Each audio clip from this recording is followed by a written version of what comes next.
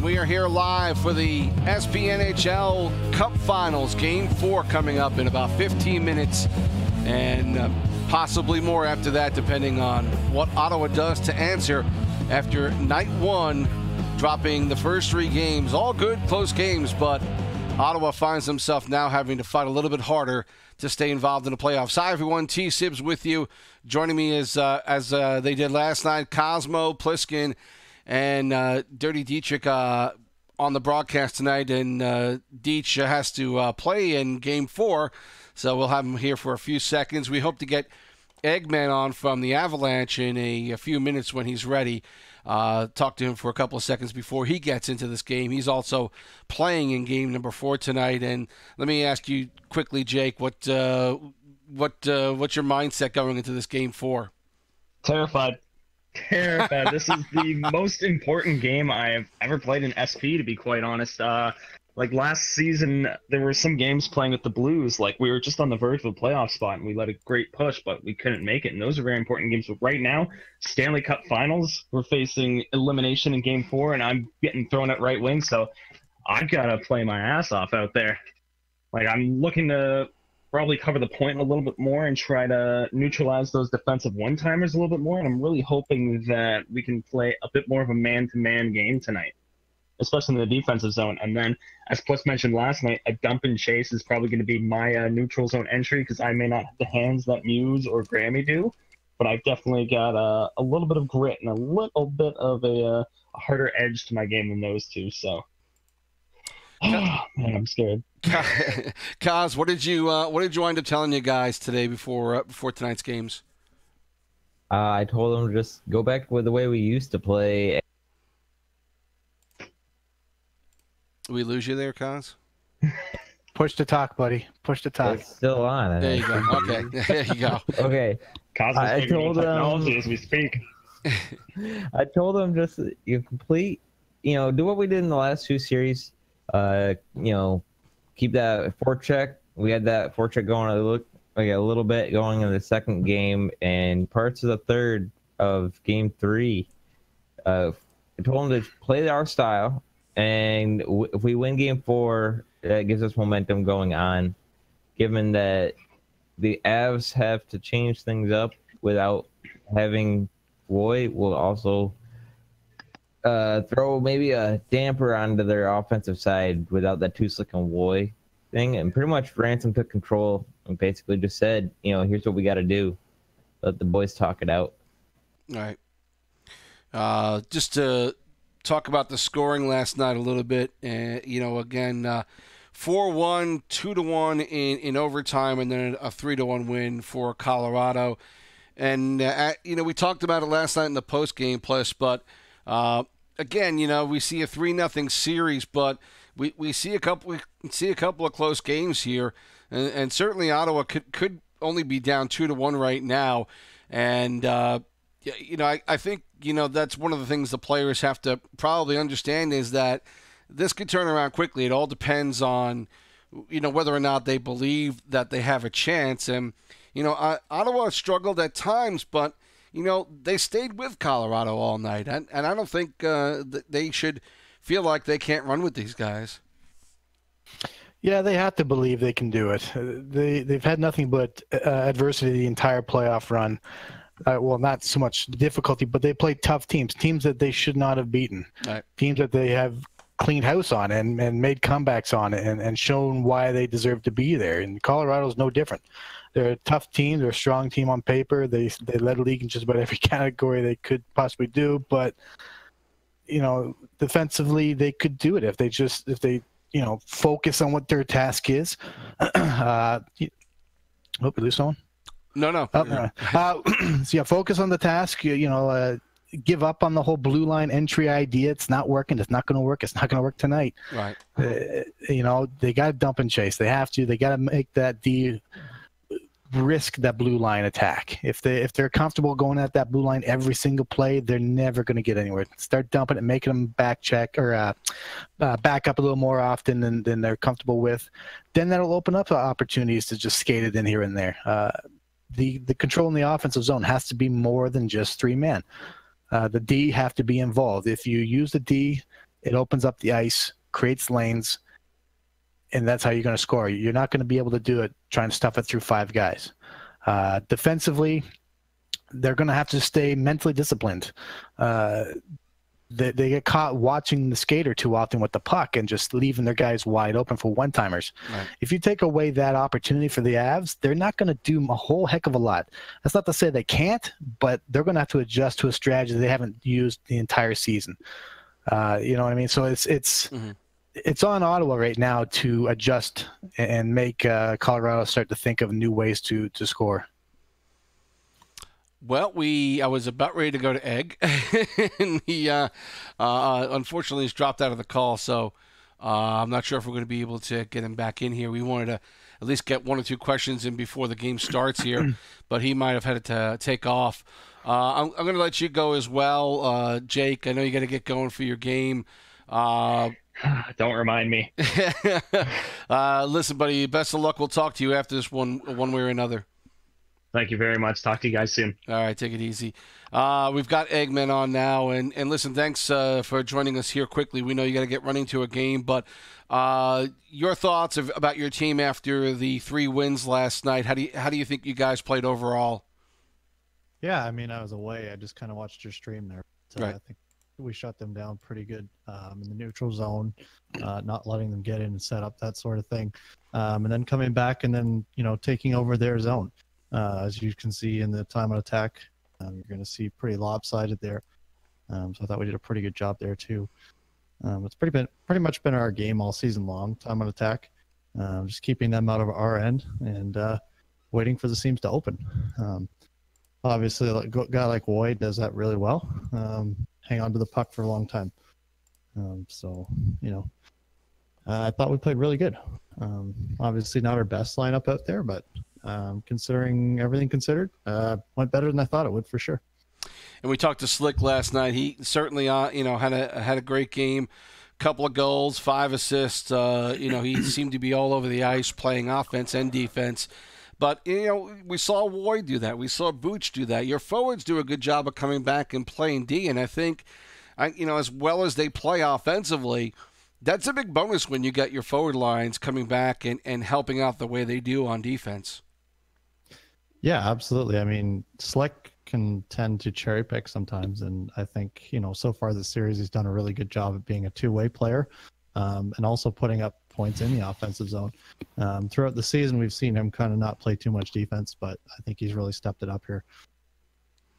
And finally, what did you tell you guys before the game tonight? You've got 3 wins under your belt, and it can be easy to put take your foot off the gas. What did you tell you guys before you start up tonight? I mean, nothing too much. We just got to keep going. I mean, we're going to see a couple different players out here in Game 4. We're looking at running a couple backups between Potraz and Kwis, assuming they show up. Sometimes they do, sometimes they don't. But yeah, I mean, it's just about going out there and trying to do what we did last night. Obviously, I wasn't in the game, so I'm not sure exactly how that's going to feel. But a lot of the guys were in the game last night, so just basically keep the foot on the gas, do what we did, and not too many adjustments to make at this point. All right, listen, best of luck to you, Egg, and to your team tonight, and we'll talk to you, I'm sure, at some point after these games are over. All right, perfect. Have a good one, guys. Thanks, Egg. Take it easy. See ya. Eggman from the Colorado Avalanche joining us tonight before the game. He is on left defense tonight, and, he mentioned Poitras playing on right wing. We haven't seen him in this series yet, but he is a solid player. He's been around for a while. I'm sure guys have played drops with him somewhere along the way. He's all over the place. So he is a pretty prolific player and a guy who typically is not going to hurt you. And he does play well defensively up front. So he kind of fits in with the style of this team for the Avalanche. Kwis will have to see, but if he's got Egg back there, I'm sure that'll help him out. A new defensive pairing tonight for Game 4, and 2 guys we didn't see play last night. So with that being the case, Pliss, and Sens going with Mark, Dietrich, and Grammy up front, do they, you know, again, these guys are getting in for the first time on defense for Colorado. Is that any kind of advantage for Ottawa going into this one, or are we so late in the season now that these guys pretty much know where they need to be on defense, and it shouldn't be too much of a problem for the Avs? Considering how the first 3 games went, I think this is a huge step in the favor of Ottawa. It's not to take away from the Avalanche decor, but anytime you can, when you get faced with a wall like they've been experiencing, any crack that they can find is going to be beneficial. And they're great players, but they're not going to measure up to the caliber that we've faced so far. And Koz, again, you've got pretty much a lot of the same guys going. You've got Shadow going in this game tonight, and he was in game 1 last night. You've got a solid defense, and of course, we've seen what Mark and Grammy can do up front. Tell me a little bit about how this line works now with Dietrich in there as their right wing tonight.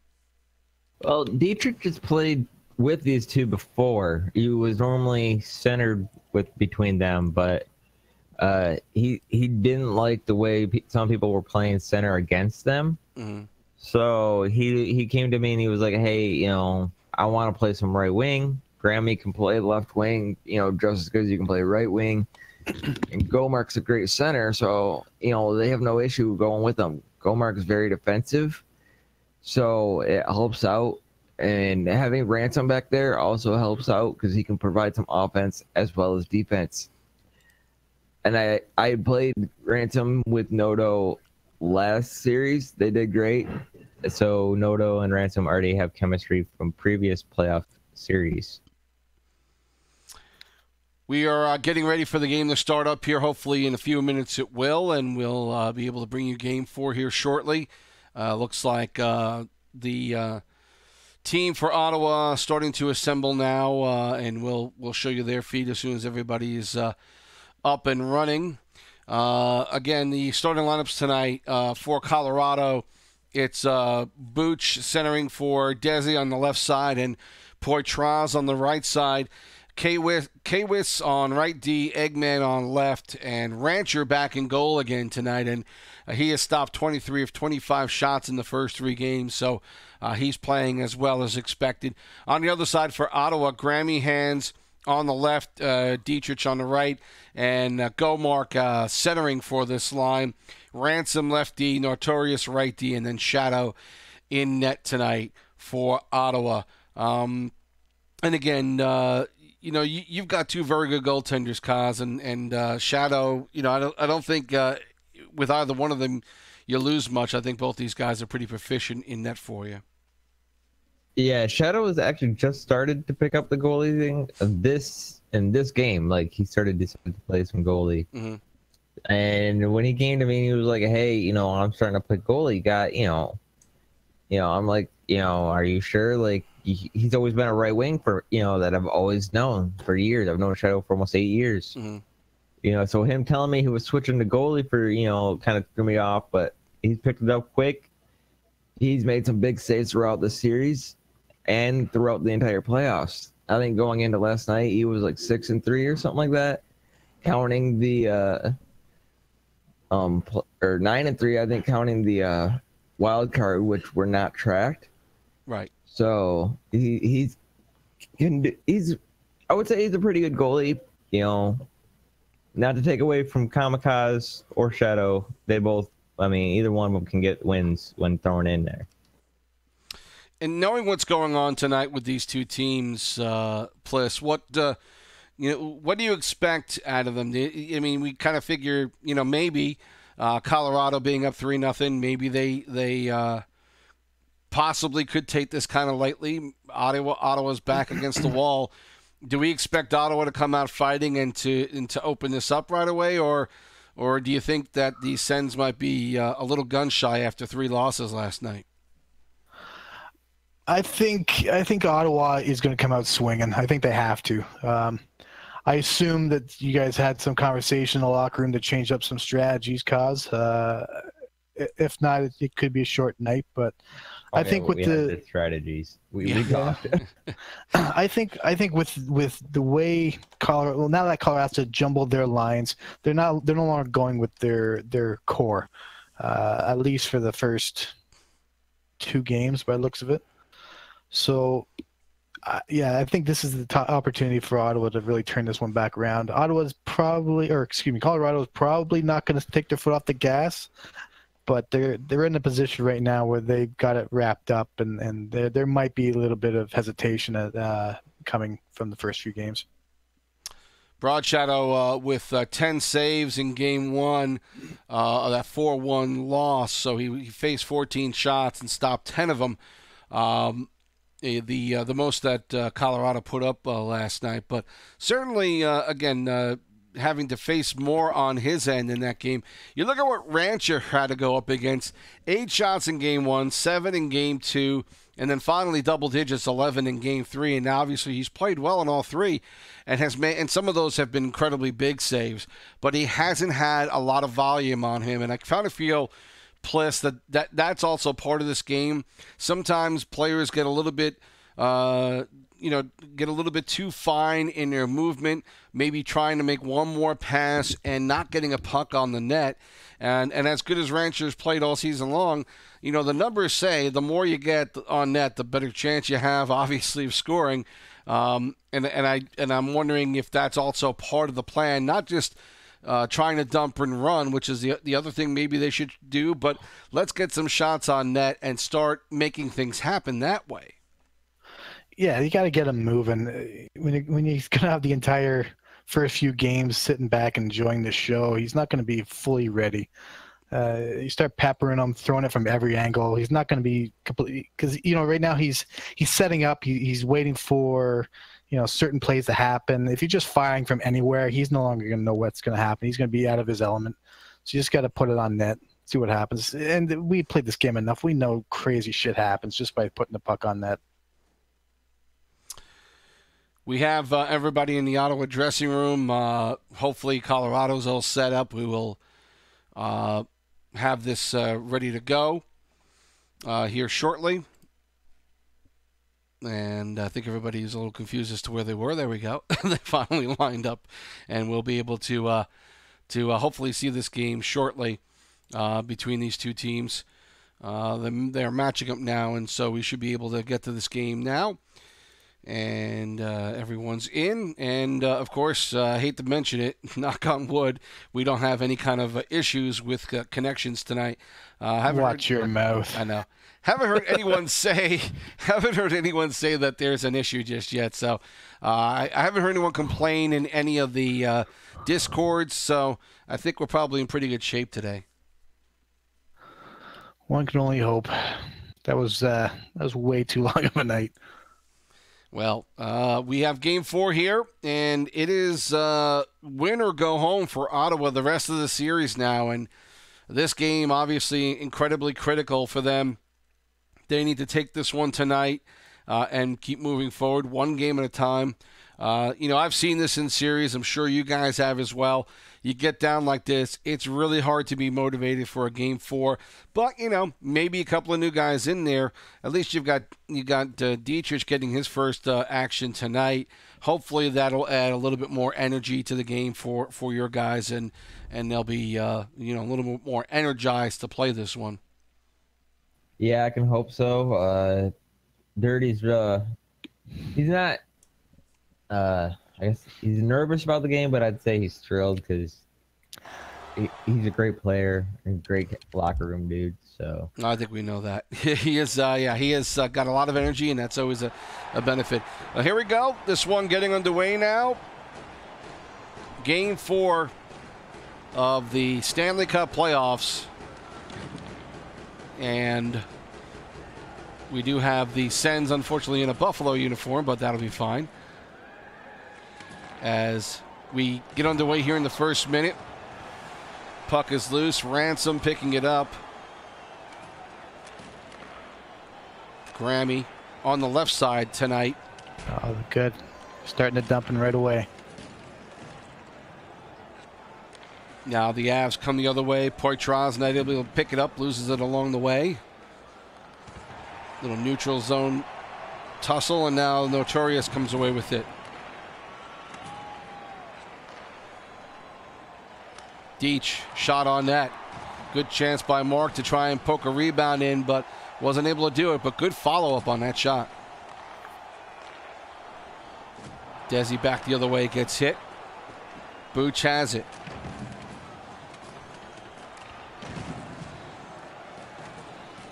Poitras gets a snapper off, looks for the short side, but good cover up by Shadow.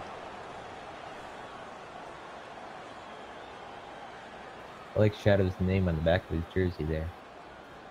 Did he change it again? Yeah, it says United in red. Yeah, we're wearing blue. Yeah. Again, standing up at the blue line, the Avs right there. Couple of good poke checks. The puck is loose. Finally, the Avs are able to send it out and start over again. Good poke check by Poitras. He comes away with it. Back of the net. Puck is loose on the corner. Gets pushed aside by Shadow, and now back the other way comes Grammy. Dumps it in. Good follow-up by Mark in the corner. 2 men on him. Gets a little help now by Dietrich, and good play. Now the puck is loose, and Desi comes away. Back to the point, missing Wiss. All the way back in the zone as K-Wiss goes for it now. Good hit there by Dietrich, and a great quick play in front. Fantastic. That was great forechecking by the Sens there. I like the way they're using that dump and chase, just like we mentioned last night and earlier on the pregame show. Yeah, it's only going to take a couple of those before they start backing away from the blue line. So did they give that one to I believe Mark got that one. Mark? Okay. So Ottawa now quickly getting the 1-0 lead. They did that in one of the games last night. I think it was game 3, but they weren't able to hold on to it. Mark with another goal tonight. Dietrich with the assist in his first game in the playoffs, and so he's paying off dividends right away. Power play for the Sens under a minute now. And again, a little difficulty getting past the blue line. Grammy controls, pulls up.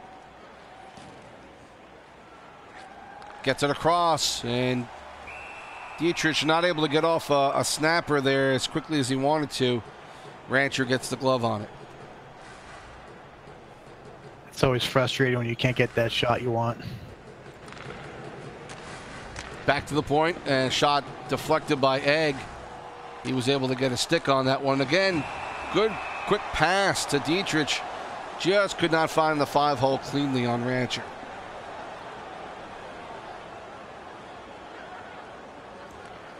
Face off one, back to Ransom. Shot off the post by Grammy. Now Mark has it, tries to wrap. He had it, but could not connect. Now back to the point, another shot. Good save by Rancher from Notorious. Ottawa, good pressure so far in this period. Puck finally comes away, and Desi starts out with it. He gets tripped up. Penalty coming up on Ottawa. Egg looking to get it back, but touched up finally by Dietrich, and I believe that'll be Notorious going to the box. So first power play coming up for Colorado, and now Dietrich will have to help out on defense on this penalty kill.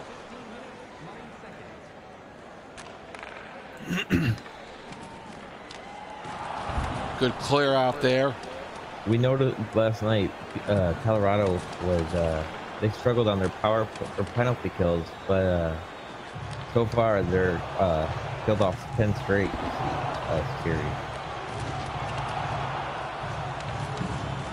Now fought for behind the net. Puck is loose, picked up by Booch. Back to the point. Good setup for Egg, but nice save by Shadow. He's there. Now the other side. That shot directly on the center of the ice, but a little tricky, and Shadow's able to cover it. Goalie's heart skips a beat every time. Oh, yeah. Some of the simpler shots sometimes wind up being a nightmare. Yeah, they're the hardest ones to cover.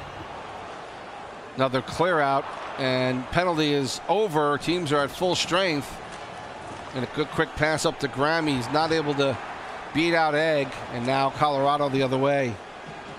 Desi. Good deflection there by Ransom to get that one out of the zone.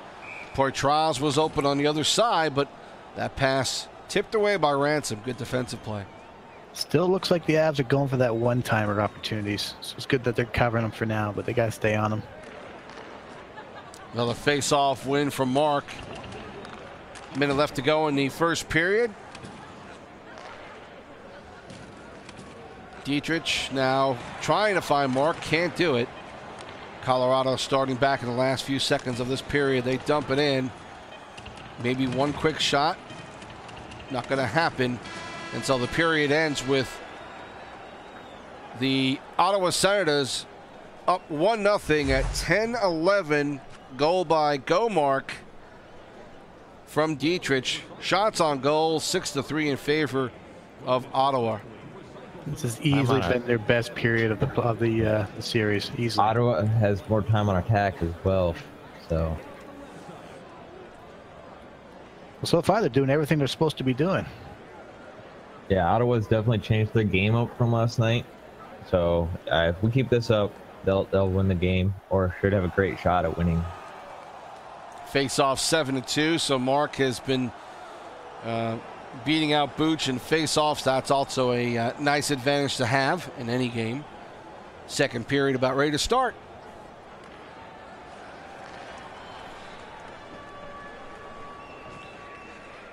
Ransom trying to find his way out. Mark helping him out.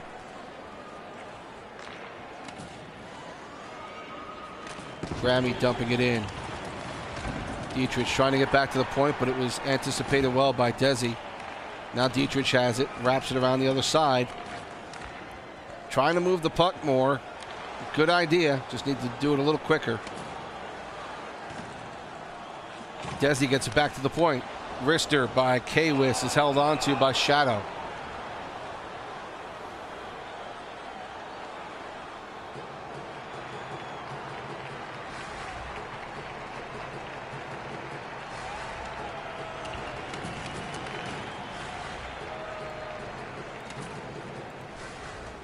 Now back the other way. Pass in front. Dietrich had an opportunity but couldn't get a stick on it. Mark in front for Dietrich, and a good wrist shot and puts it in. That was a great play by Mark to spin and get Dietrich open. Just that second waiting of.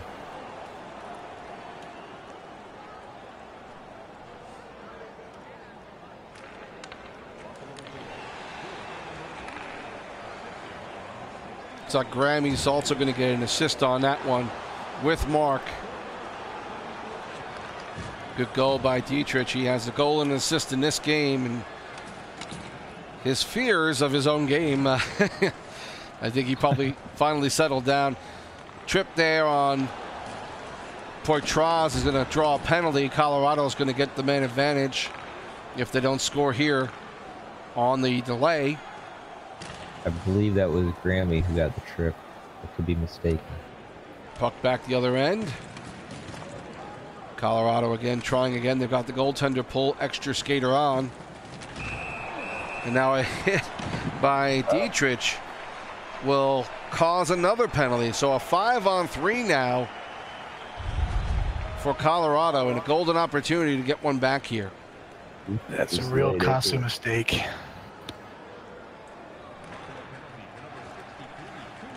Oh, it was Gomark who took that tripping penalty.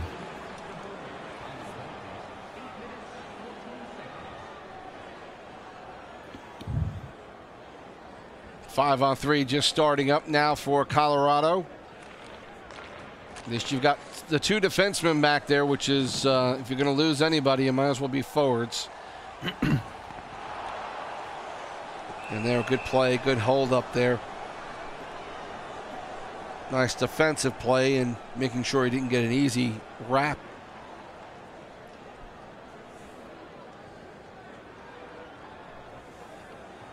So it looks like Sedin is playing center for Colorado. It's not Booch in this one.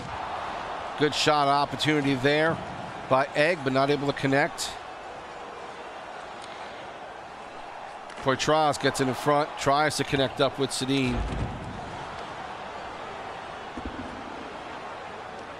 Now back. Colorado needs to start again. 22 seconds left on the power play. They're doing a great job killing this one. Last opportunity. Good deflection there by Grammy helping out. Puck is loose in front though.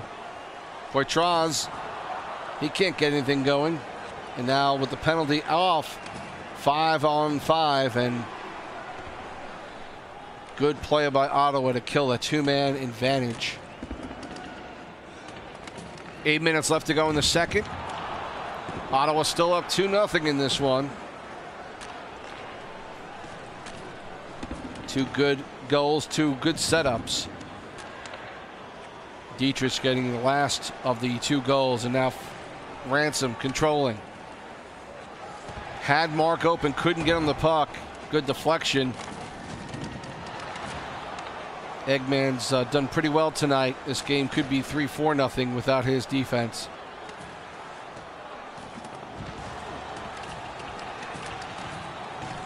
Desi.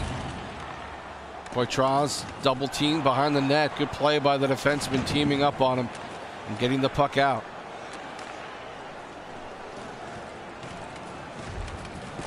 Grammy looking to get it back to the point. He can't.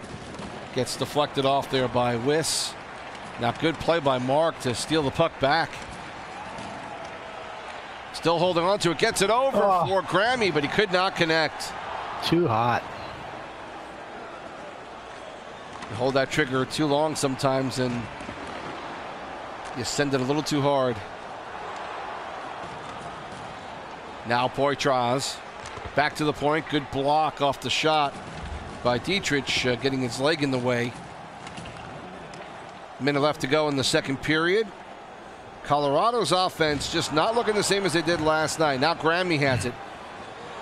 Tries to get it back, tries to drop pass it, but not able to find anyone. Opportunity there to make it 3-0, but the second period will end with Ottawa getting another tally. Dietrich from Mark and Grammy at 4:24 to make it 2-0 Ottawa. And it's really been all Ottawa to this point, Pliskin. This team has been playing much the way we saw Colorado last night. Good passing, good quick passing, dumping it in, carrying it in, mixing it up, and getting everybody involved. Oh, for sure. They're performing like they're supposed to be. They're frustrating the Avalanche. The Avalanche can't get anything going. They're getting their sticks in every passing lane. They have no idea what to do right now. The Sens have completely changed up their game style. It doesn't seem to be as physical, and they're using the point more, throwing off. I think it's throwing Colorado off a little bit. I was actually surprised when Colorado anticipated that pass back to the point and on that first entry a while back in the second.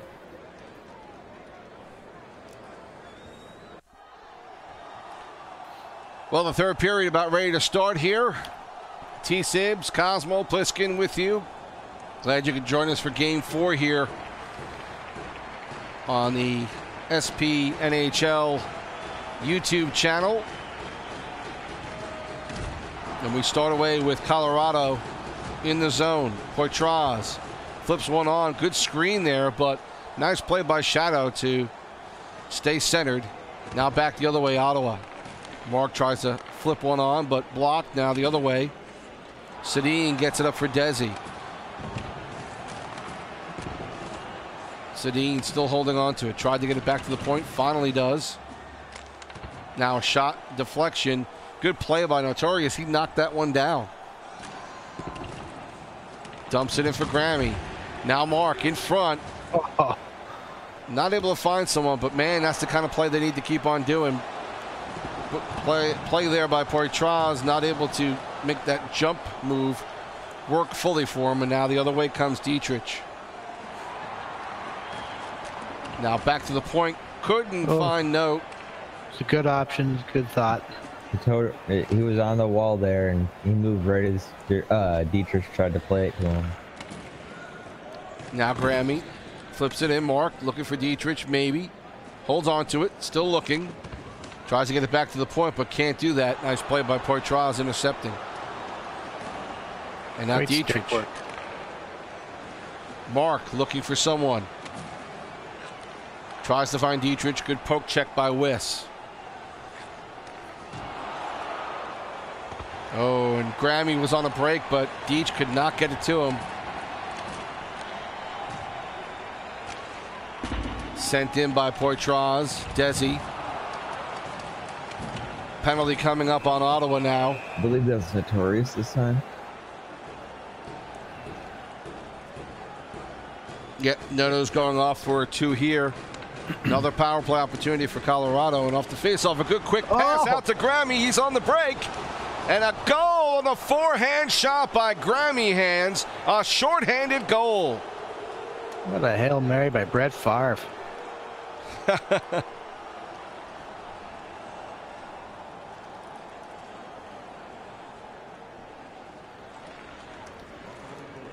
And that looked like it was from Ransom, correct? Yeah, it looked like it was Ransom who threw that up to him. Plus D, so that would have been Ransom. And I think Mark also gets an assist as well. 3-0 now. And Ottawa in control of this game, playing a much different game tonight than they did last night.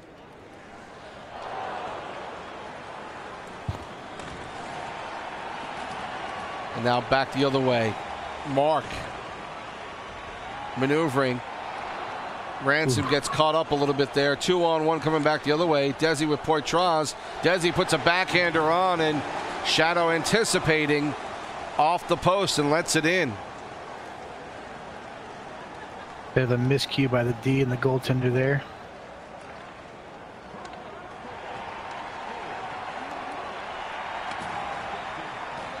Desi, I know Wiss got a assist on that one. Another opportunity there. Now pressure coming on from Colorado.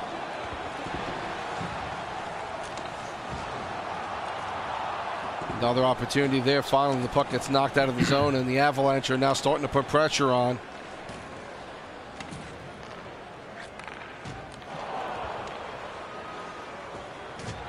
Good hit there by Dietrich. Grammy again pushes one back behind him. He's either having an issue with his stick, or he's anticipating someone to be back there, and it hasn't happened. Now Desi could not get a breakaway from Noto, and good play by Notorious to stop it. Now back the other way. Mark has it. Tries to get it over to Grammy. It would have been one hell of a spinning backhand if he did. It almost feels like he had it if he hadn't spun. Now Ransom, 2.5 left to go in this third period. Ottawa just trying to hold on to it. Now Mark, a couple of maneuvers there and trying to get a little fancy. He had Dietrich open. Now pass up front, trying to find Poitras, but he wasn't there. Good quick push on the net. The save, now a shot blocked. No, another shot and a save from off of Poitras' shot. Shadow with a nice play there. Now back, and a block from Noto. Now Poitras gets it back. 44 left to go in this third period. And now comes Mark up the middle. Can he get clean? Cannot do it. Pulls back and starts the play back behind the net again. Pass out to Poitras. Not able to get him. Won't be an icing. And Grammy will get it up to Mark. 2-on-1 if he hurries. Mark puts one on net, goes wide. Another one on net by Noto. Now one right through the crease there by Dietrich. 8 seconds left to go. Ottawa about to take game 4 and put this at 3-1. An icing here late. But Ottawa playing a much better game in this one.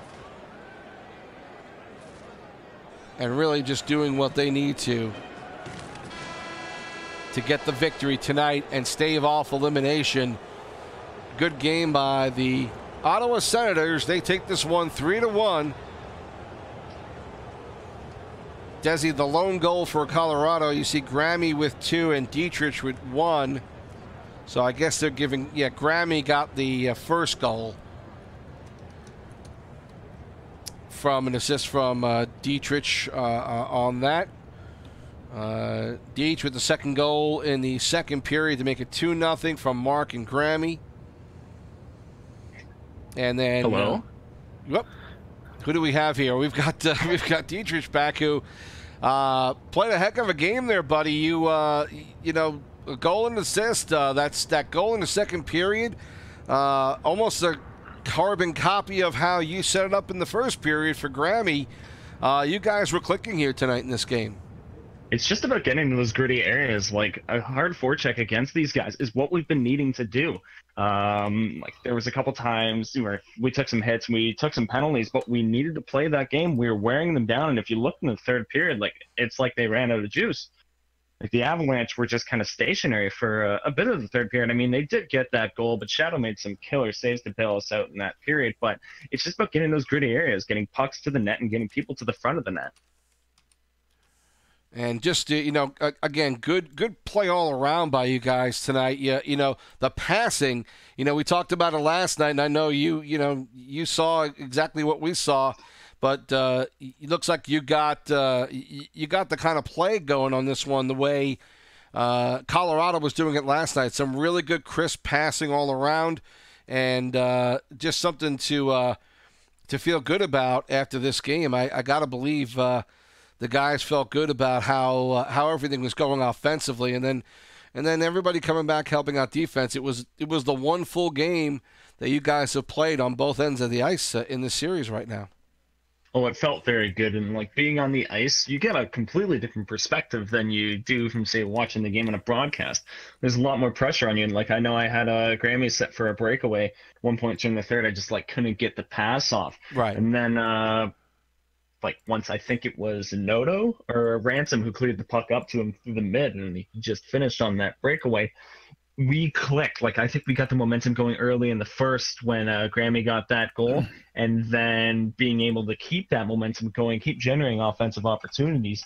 Like last night in the offensive zone, you could see there was too much passing and trying to do the same play over and over again. Tonight, I really liked how we incorporated a D. Like, I got Ransom a few one-timers, tried to get Notorious a little bit of action with the puck as well, but general, a better offensive game, like statistically and like just looking at it from a grander perspective. If we didn't score any goals, I really liked what we did in the offensive zone tonight in comparison to what I saw last night. Yeah, defensively too. Like you guys kept them frustrated. I could see it. It came through the screen. They started shooting on net. They had I think one timer get through, and it was a big glove save. But that's a far cry from 8 or 9, 10 shots that are one timers in a row. Yeah, you guys were in the sticks, were in the lane. Everything, it was perfect. You could just feel the frustration. We had to be there. We had to get bodies and sticks to the lanes. We had to block those shots and bail Shadow out. Shadow played a great game for us again. He's been solid so far during these playoffs, and I really feel good playing in front of them. Like, if you have a great goaltender, that gives you so much confidence as not just a player on the ice, but even as a forward. Like, if you're in the offensive zone, like, you can, feel better if you go more aggressively. Like, the one goal that we did end up giving up, I was stuck on a 2-on-1 being the defenseman on a penalty kill. I tried to take the other guy so Shadow can go 1-on-1 with the goalie, but it gives you a whole different set of options when you're playing in front of a really good goaltender, and I feel lucky to play in front of Shadow. Yeah, goaltender is probably the biggest position in the game. Without a good goalie, your forwards or your D start to overcompensate. They're out of position, and the forwards are covering their D, and the forwards can't get breakouts. You need a strong goalie to build the team. When Shadow moved off of the post there on that goal by Desi, did you say anything to him, like trust-wise? Because no. It was, okay, I was gonna say, 'cause that almost looks like that could be coming from a goalie myself. Sometimes I'll do that by accident if I don't fully trust, who's over there covering. I wouldn't even call it a trust thing either. Like, To me, it's just one of those things. Like I said, they've been one-timers. That's what they've been doing. Is he's faced like 30 one-timers in the last couple of games. Oh, He's yeah, that's naturally interesting. assuming it's coming, and he played it right, in my opinion. If you got a defenseman back like that covering the shot or the one-timer, I probably would stay in the post. But if he didn't see that guy, I would naturally assume it's going to be a one-timer. I don't see why it wouldn't have been. Oh, I would have assumed the same thing. They just, they keep going for it, and it was covered well tonight. That game 4 there. So hopefully they keep it going like that in game 5.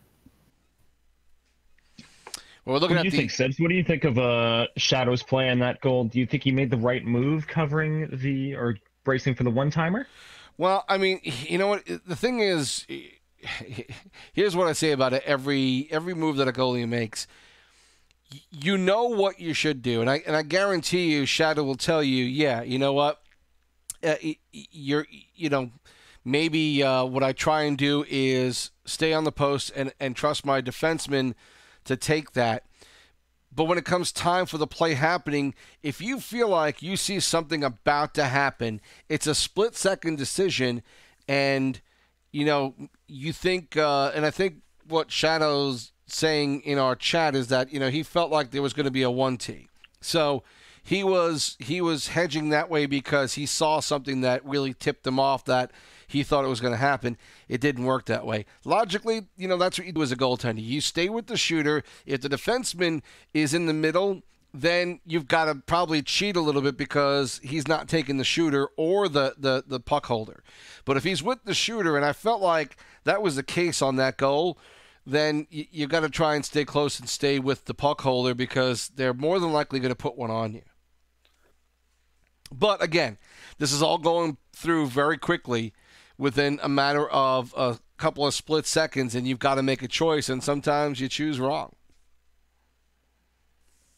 Very true. Yeah, it's a tough one. Split-second decisions. Yeah. Yeah, sometimes it's not even a decision. Sometimes it's just a twitch in your thumb, and you just happen to twitch at the wrong time, and they shoot. Your guy slides right out of the way for them. Mm-hmm.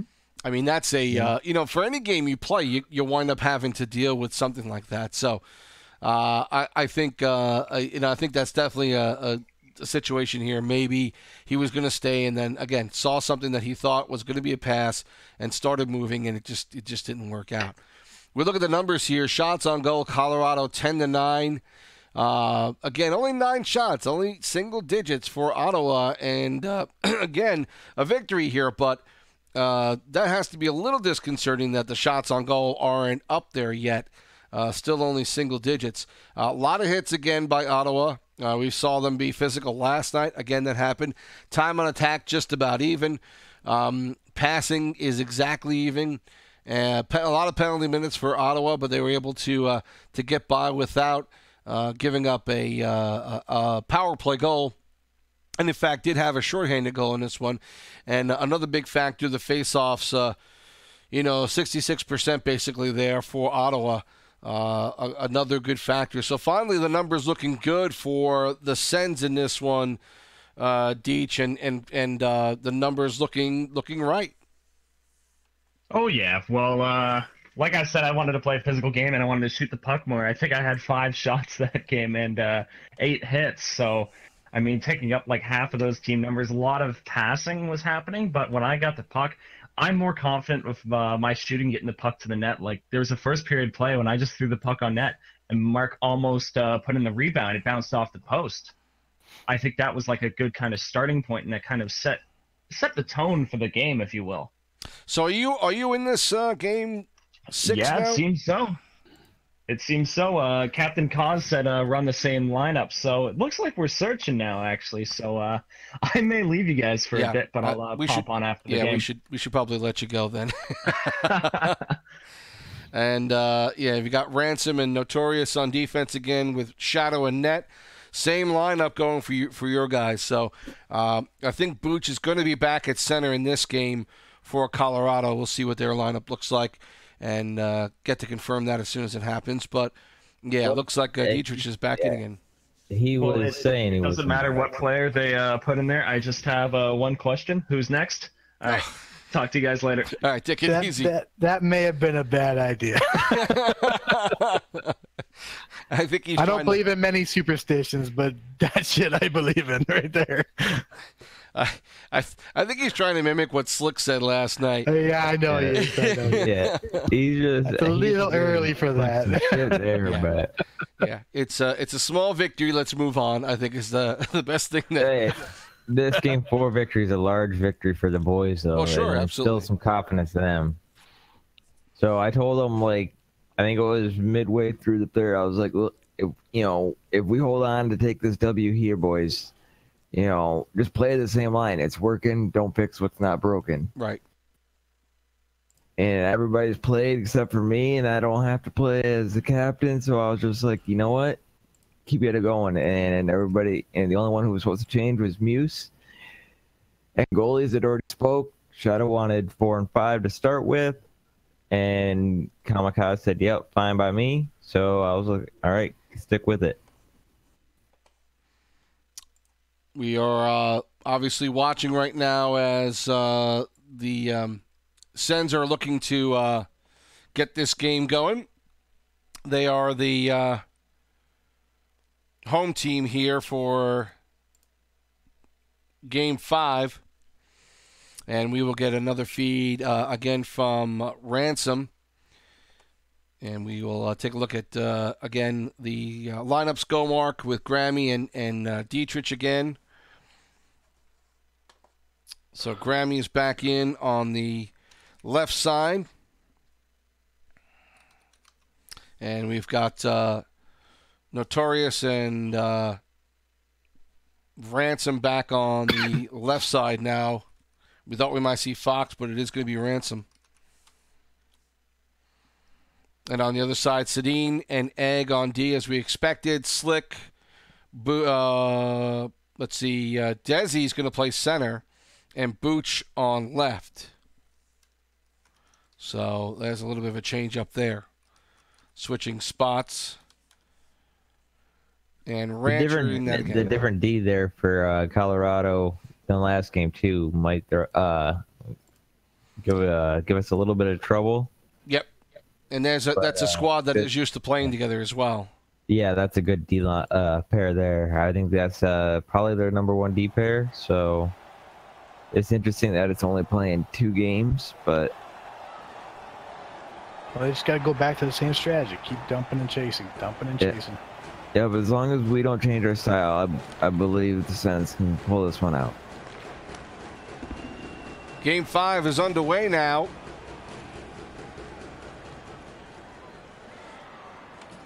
Ottawa in the red, Colorado in the white.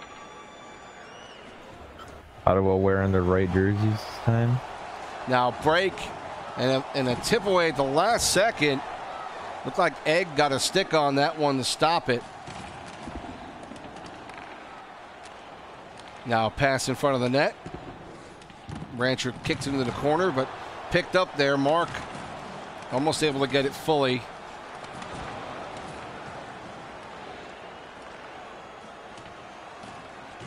Connects back again. Now puck is bouncing around in the zone and not quite out. Saved by Grammy.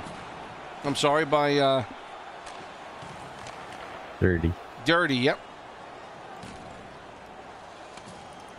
Now back the other way. Booch in front. Shadow gets a leg on it. Now out of the zone. Dirty shot is blocked, but a follow-up by Mark puts it home. Very nice.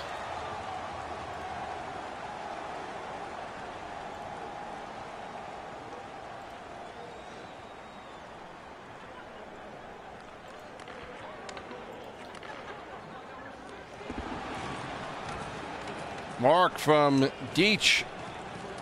At least one of the assists on that one.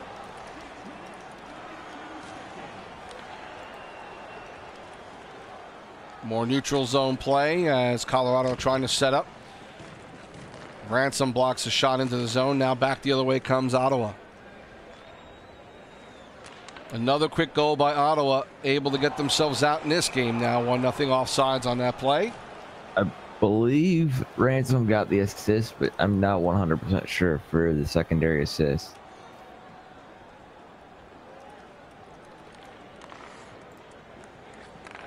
I'll take your word on it for now. We'll find out in the postgame. Yeah, I'm trying to figure out player names here. I'm gonna mark it with the right player. Another opportunity in front. Puck is loose and covered up there by Rancher.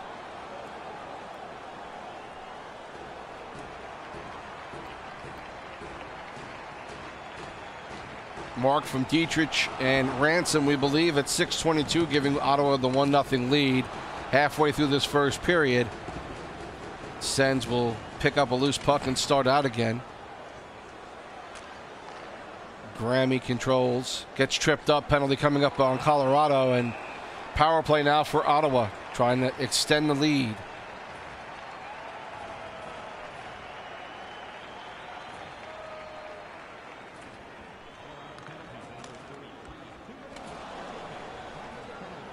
Yes, it was Ransom. Going back and watching the feed to where they scored. It is Ransom who threw it up to Mark originally. Mark controlling on the left board. Puck is cleared out. Loose. Booch picks it up and tosses it in. Pick up there by Slick.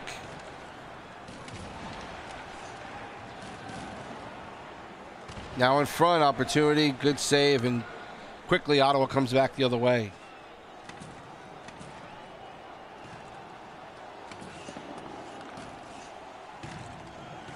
Setting up again is Dietrich. Tries to get Grammy, good intercept the other way. Colorado struggling to get it in the zone. Grammy coming back. 5 minutes left to go in the first period. Ottawa up 1-0. Game 5 here. Now the puck sent in loose there. And a bad opportunity by Shadow, is not able to get it out. Probably should have covered that one there or thrown it to the sideboards.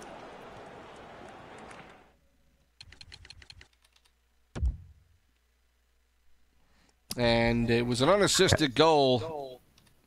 Now, did they give that one to Desi? I think it might have been. It looked like it was no, Desi's their center. Okay. I don't know if that was who scored. So, well, we'll get that straightened out here. But again, tough pass by Shadow. He was holding on to it, I thought, a little too long, and I thought maybe he was getting it out, but he struggled in the end to be able to get that one. I think Desi did get credit for the goal. He is center in this game. As you know, he moved with Booch, so Desi gets the unassisted goal here. 16:06 to tie it up. Now back the other way, Colorado. Opportunity in front, but good deflection by Ransom, and he starts out. Under 2 minutes left to go in the first. Loses the puck again, and now Mark trying to help out down low. Now Ottawa starts out, minute left to go. Good Notorious dump. wraps it in. Grammy can't control it. Sedin kicks it out. And a good defensive play by Notorious there to loose the puck up. Last player over on Colorado. Last second play there. A little bit dangerous in front of the net, but this period ends at a 1-1 tie. 2 shots to 1 in favor of Colorado. So again, not a lot of shots, and I feel like, Plis, that these guys in these games on both sides have been really tight. Like, nobody wants to make a mistake. Nobody wants to take shots on there without much of a plan. So looks like we might have had a disconnect because Ransom has backed out. Yeah, it looks like Sedin, I think, on the Avalanche. Yeah, one of their players. They lost a player. Question: don't the Avs have only played Rancher? Do they not have another goalie on the team? Well, I believe they do. I just don't know if they've played Rancher the first 3 last night. Bush is their other goalie. Oh, Booch is their other goalie, so okay. Makes more sense then. I was gonna say, I've only seen Rancher and Net. I thought they had two goalies, but if Booch is their other goalie and he's playing forward, that makes a little bit more sense. Yeah, no, everybody on their roster's played. Oh, I wasn't saying that he hasn't. I wasn't trying to apply that there. All right, well, just in case, that's the answer to that, too. No, I was just, because they had only played a Rancher, I just assumed there would be another goalie in there at some point.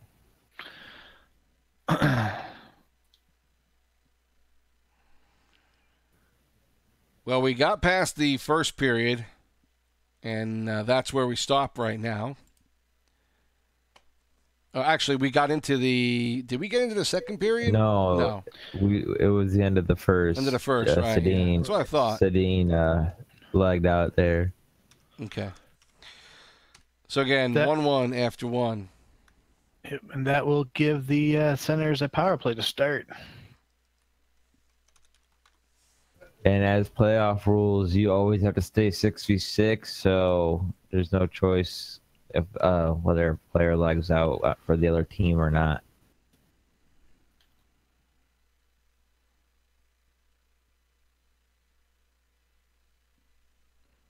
Well, you see the teams have are in the matchup room, about ready to go here.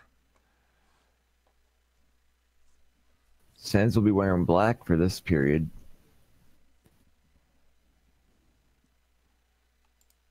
We start up the second period here, 1-1.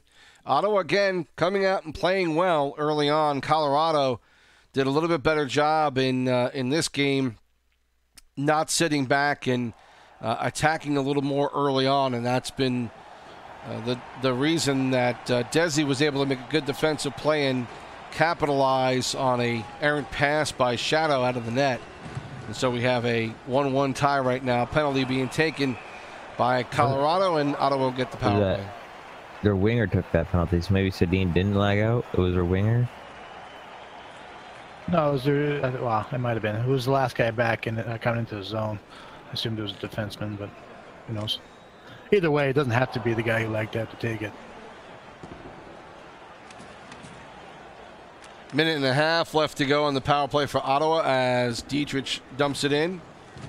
Grammy, good hustle, knocks the puck off and gets a pass in front but can't connect.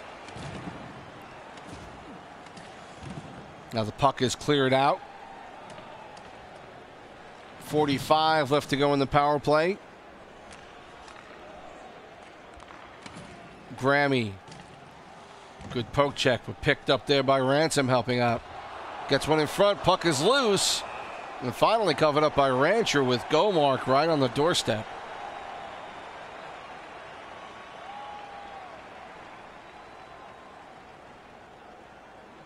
.15 seconds left on the power play. Desi wins that face-off. As the final seconds tick off, teams are at even strength, and now back the other way. Opportunity there for Booch, not able to get it home, and now cleared out. Grammy, can he beat Sedin? He can't. Gomark's helping out. He gets knocked off. Good play by Sedin again. Puck finally out of the zone, just barely, and now coming back the other way is Colorado. They regroup. 15 minutes left to go in the second period. 1-1 tie. Now an offsides call.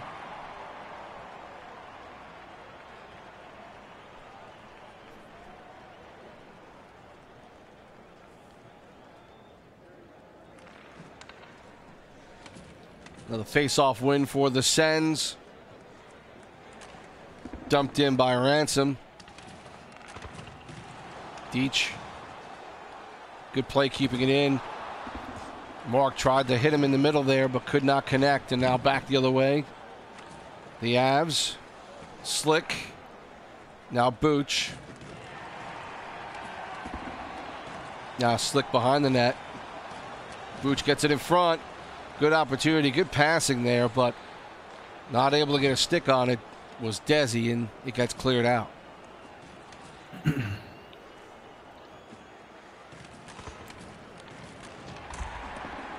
Booch On the other side of the net, now cleared out, and Grammy comes in with it. Now Deach, back to Mark, back to Grammy. Great passing, but the shot off the side of the net.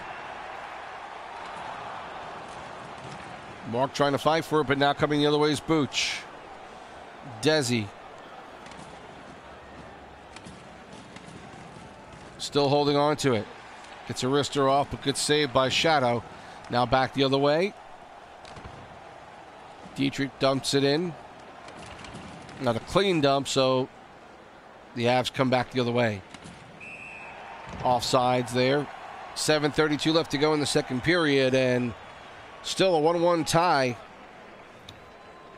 A little more open in the first period than we've seen so far in this one. But still a couple of good opportunities for both teams, not able to connect on them. Now Booch. Get met there by two players. Booch again back to the point for Egg. Wrister on net. Picked up again, fought for behind the net, and coming out with it. Nice play by Ransom. And Deach dumps it in. 5 minutes left to go in the second. Puck knocked out of the zone by Booch. Good play. Good pickup there by Slick, but not able to get complete control. And now the other way, Ottawa. Aaron pass is picked up. Avs start out again. 3 minutes left to go in the second. Now quick pass in front, but good defensive play coming back by Gomark as he tries to start out. Now Notorious dumping it in. Seems like everything we said last night is what Ottawa is doing tonight. Getting that puck in, dumping it in, trying to carry it when possible. It's paying dividends. The Avalanche still can't set up, still can't get their one-timers off. They're forced to shoot on goal, which makes his job a lot easier. Good pass there by Deach to get Gomark, but could not connect with it. Final seconds wind down here in the second period, and Ottawa trying to, again, hold off elimination. Game tied at 1 after 2. Ottawa with no shots there in the period, as you see. Setup, opportunities. One shot went off the side off of the great feed from Dietrich to Gomark and then over to Grammy, who got off a nice one-timer, but hitting the side of the net doesn't count as a shot on, but it was a great opportunity, the best one for Ottawa in that period. Yeah, they're doing a great job putting more pressure on. They need to still utilize the D to get a few shots on goal to open up the Avalanche defense. Third period starting up here in Game 5, and the next goal could be a critical one.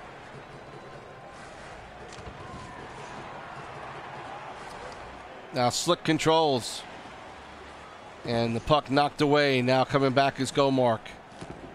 Dumps it in. Now thrown back out, and Gomark gets it.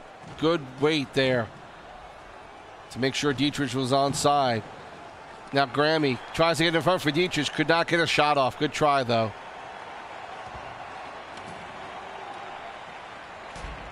Deach dumps it in. The last couple of dump-ins have not been very good, so they have not been effective, but at least they're trying to move the puck in, make Colorado move around. Yeah, exactly. I think that what they need to do is start aiming a little bit cross ice with these dump-ins. Desi in front. Good deflection away by Notorious. Back to the point. Sedin can't control now. Gets kicked out. Good play by Deach. And a pass over for Grammy. Could not connect. Good try by Gomark, but Dietrich made that play from the beginning. Looks like Sedin may have got a stick on that one. Something slowed it down. It didn't seem like a healthy pass. Major hit gets Gomark back the other way. Now there's going to be a penalty. Looks like it might be on Gomark. A high stick. Yeah, it looked like it was on Gomark there. So Colorado, after some good play by Ottawa, the Avs have an opportunity now on the power play.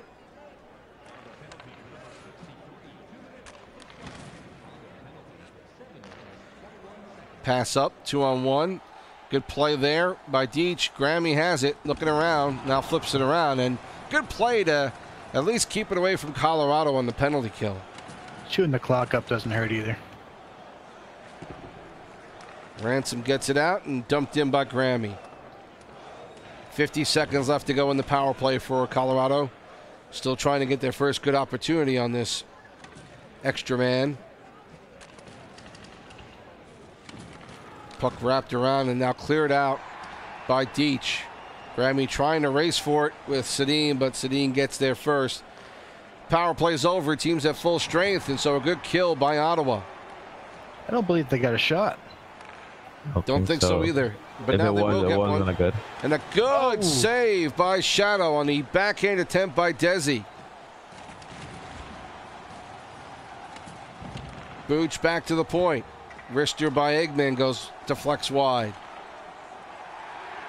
Good poke check there by Deach. This is going to be an icing call halfway through this third. I'd say that's probably a good icing. The Sens needed to regroup there.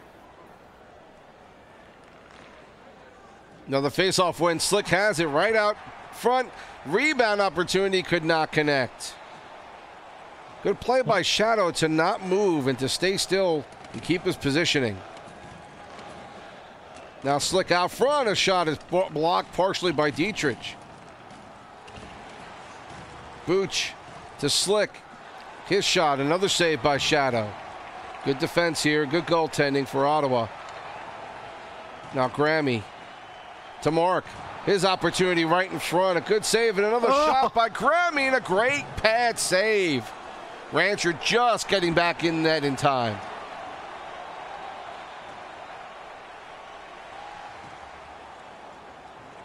Coming down to the 4-minute mark here in the third period. Grammy flips it around, looking for Dietrich. Gets it back to the point. Dietrich again. Wrister goes wide, deflected. Mark gets tripped. Penalty coming up on Colorado. Is that two there? So he got tripped twice. Extra man on now. Puck back. Uh-oh. You hate to see that happen. Now go Mark. Going in for it, but now finally touched up by Eggman, and the Avs will have to kill a penalty here, possibly for the rest of this period. Good try by Deach, but not able to do anything with it. Good keep in by Notorious. Gomark has it, tries to get over to Deach. He finally gets a shot off. Good save there. Grammy gets it, tries to find Dietrich, but a good block defensively. Now Gomark in front.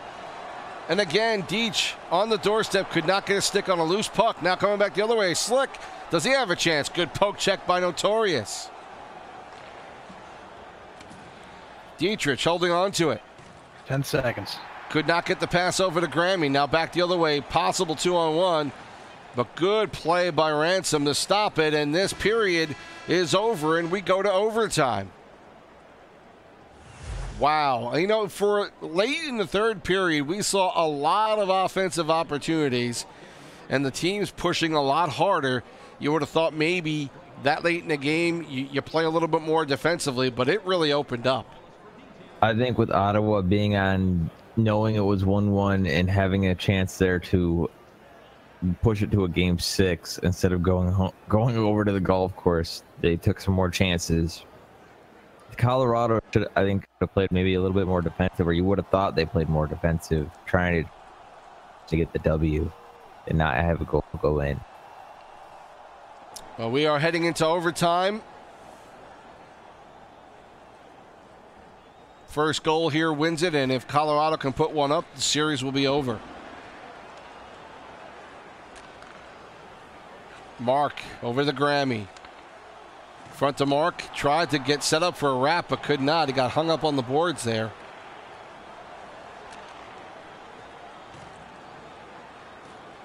Now Ransom controlling.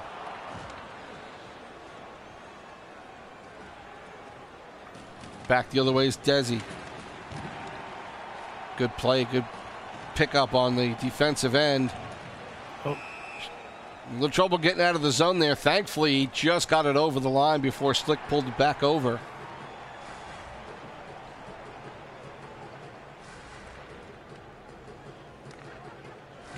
Colorado wins the face-off. Slick, triple team there. Notorious pokes it out. Now Slick gets it back. Good defensive play. Mark helping out back there. Dietrich has Grammy on the left side. Gets off a shot. Good play by Rancher. Saw that one coming. Dietrich fighting hard, but puck squirts loose and Booch comes up with it. Good play by Notorious. And a shot there by Slick is a save. Dietrich lost the stick, goes and gets one, now is back. Slick. Oh. Puck is loose in front, and a great play by Dietrich to stop that one from going in. I was worried he had a lot of space. Now an offside call as a puck was coming out of the zone, but it was touched up by a Colorado player, so we continue with a face-off just outside of the Ottawa zone. Grammy trying to find Dietrich. Good intercept there by Desi. He kicks it back. Colorado starting over again. Slammed in by Sedin. He gets knocked down on the process. Now Slick tries to flip one on net, but floats. Dietrich starting out. Gets knocked off the puck. Gomark has it. Gomark holding on to it. Tries to find Grammy in front. Kept in now, though, by Ransom. Shot on net. Deflection not good. Oh. Puck is loose, but Gomark could not get on it. Now Dietrich holds in. Grammy's got it again. Back to the point. Notorious. He has trouble holding on to it. Now Dietrich trying to get a stick on it, but gets a stick on Booch and trips him, and he's going to go off for 2 here.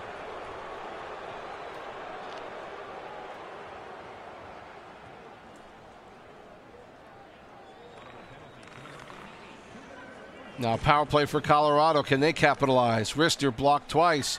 Broken sticks for Grammy. He's going to have to go get one. He's almost able to do that. Now finally gets the stick.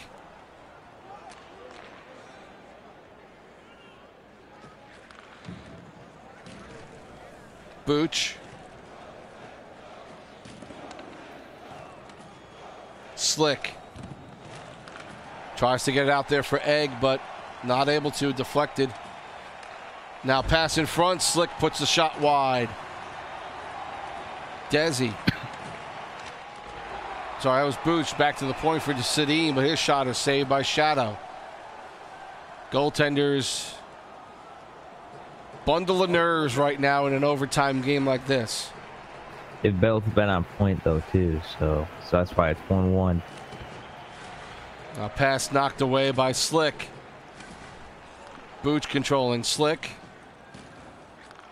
tries to get it back to the point, but again, good anticipation by Grammy right there in the passing lane.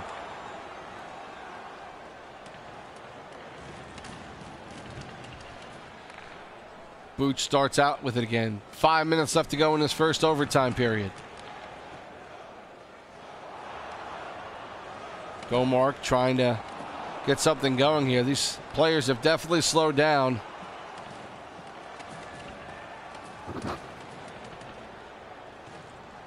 Now puck cleared out. Will that be an icing? No icing called. So good play by Ransom. He was about to have 2 guys come down on top of him there and was able to help get it out. Now Deitch the other way. Now Grammy. Can't find anybody in front. Loses the puck. Now back the other way comes Slick. 2-on-1. He's got Desi helping him out. A trip there by Ransom. That may have been a good call. I like that trip. That would have been a tough one. Ransom, as you see, off now. Now back the other way comes Ottawa. Grammy. He gets tripped, and there's going to be a penalty the other way. So this may loosen up the ice. Yeah, this could loosen it up where we got a 4-on-4, and passing lane's a little more open now.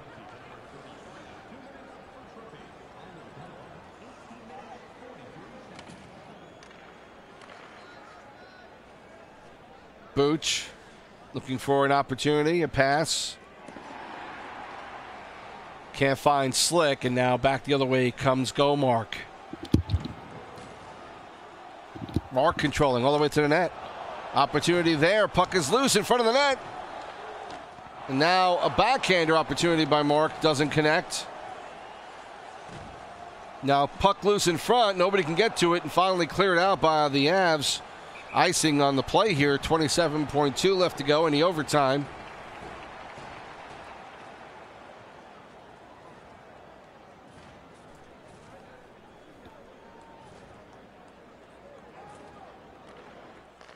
Back to the point. Rister on net. Puck is loose. Good shot by Notorious, but got a little high.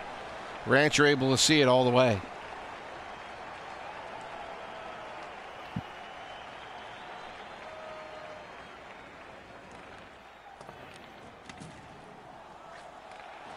Pass in front. Trying to find Grammy. Can't.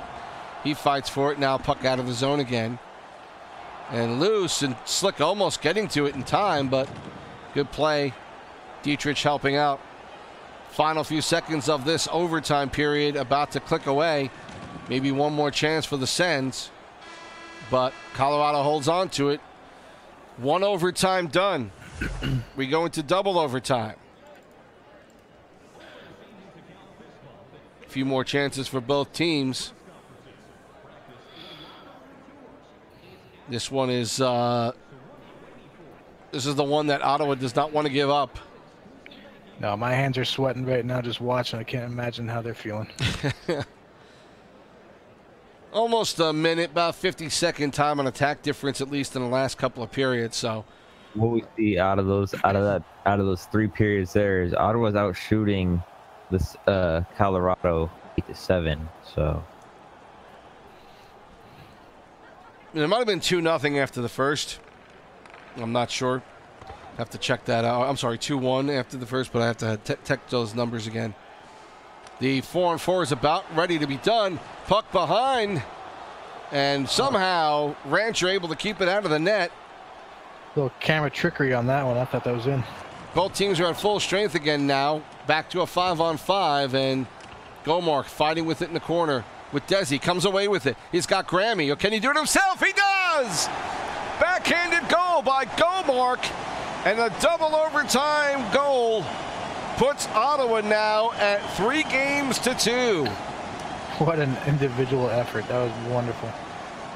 He kept going to that spot all game, and he was finally able to cash in on it. They might call this unassisted, but I think Deitch was there in the area. But yeah, he again, you look at that, Rancher just had trouble moving, or he thought maybe the backhander was going to come short side. It did not.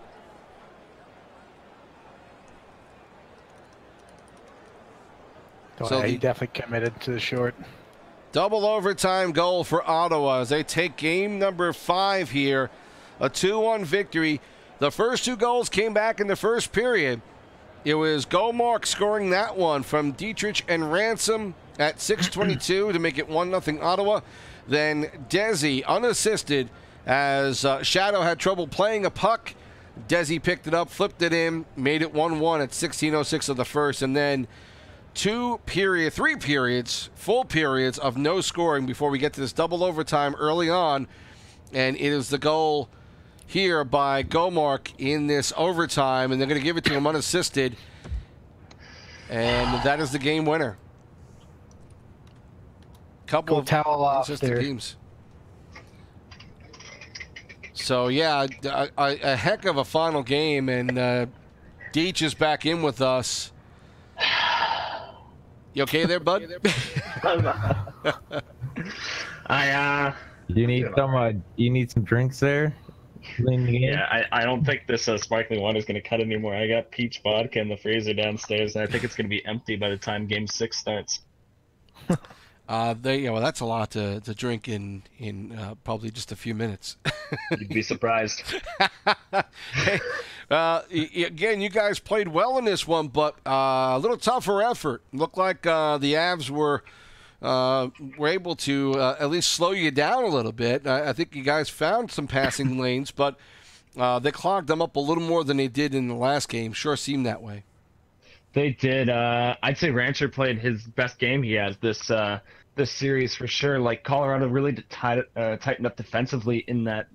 Oh, fuck! How many periods did we play? 5?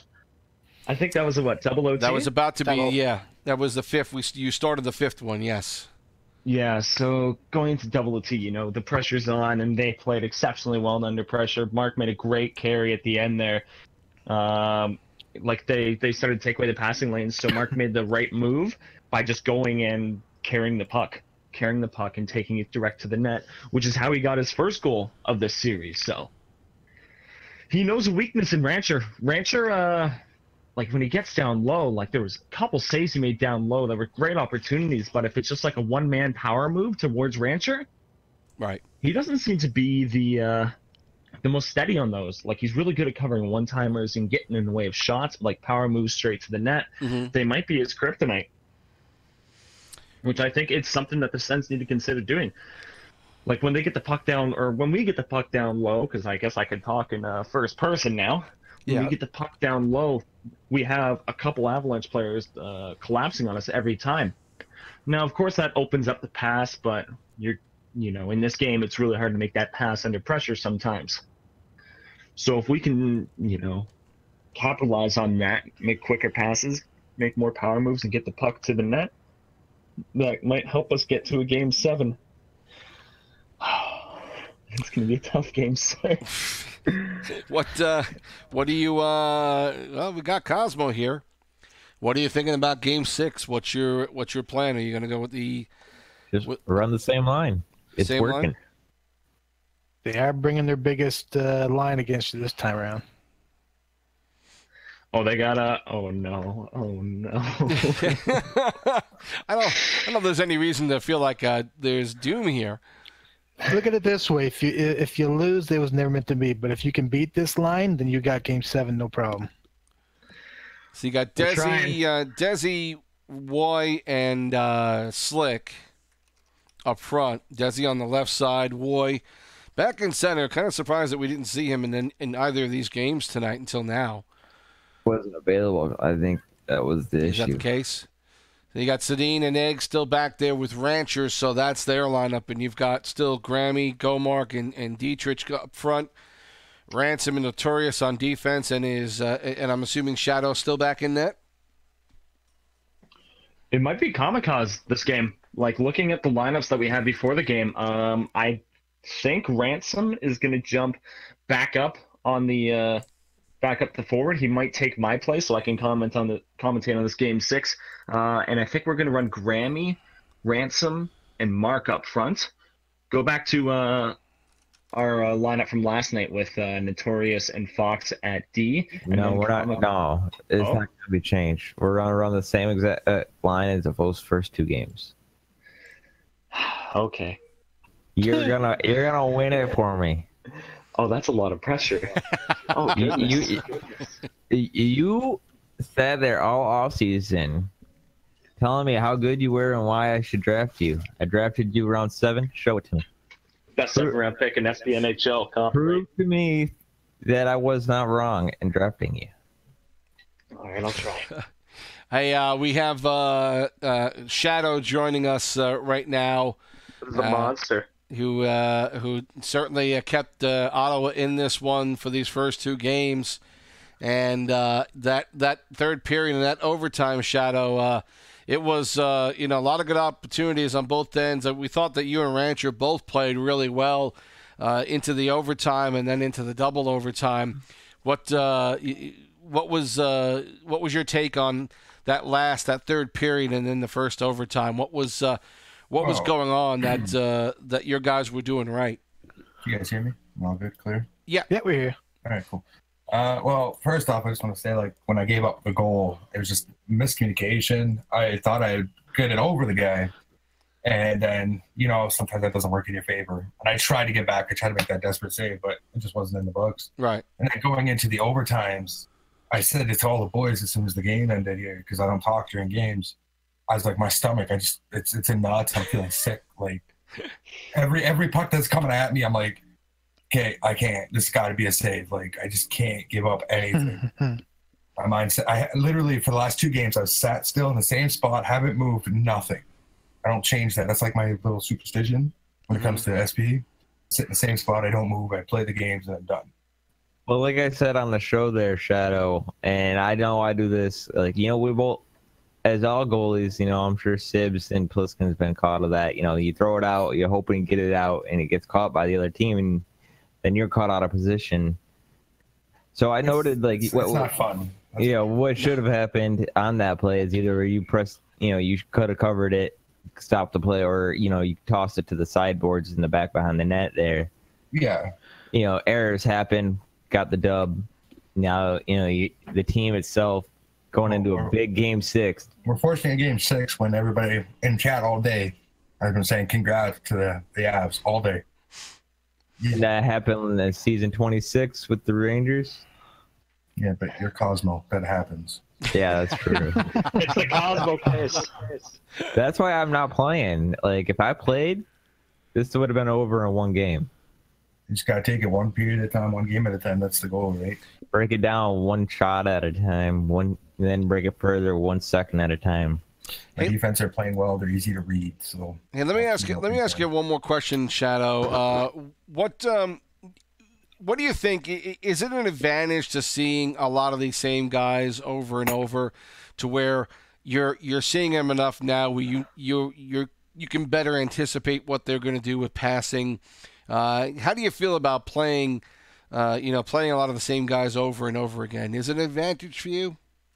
Well, you see, like on Colorado, no doubt about it. They're a very talented group of guys. I played against them in drops. I played against them and whatever else for a couple of years now.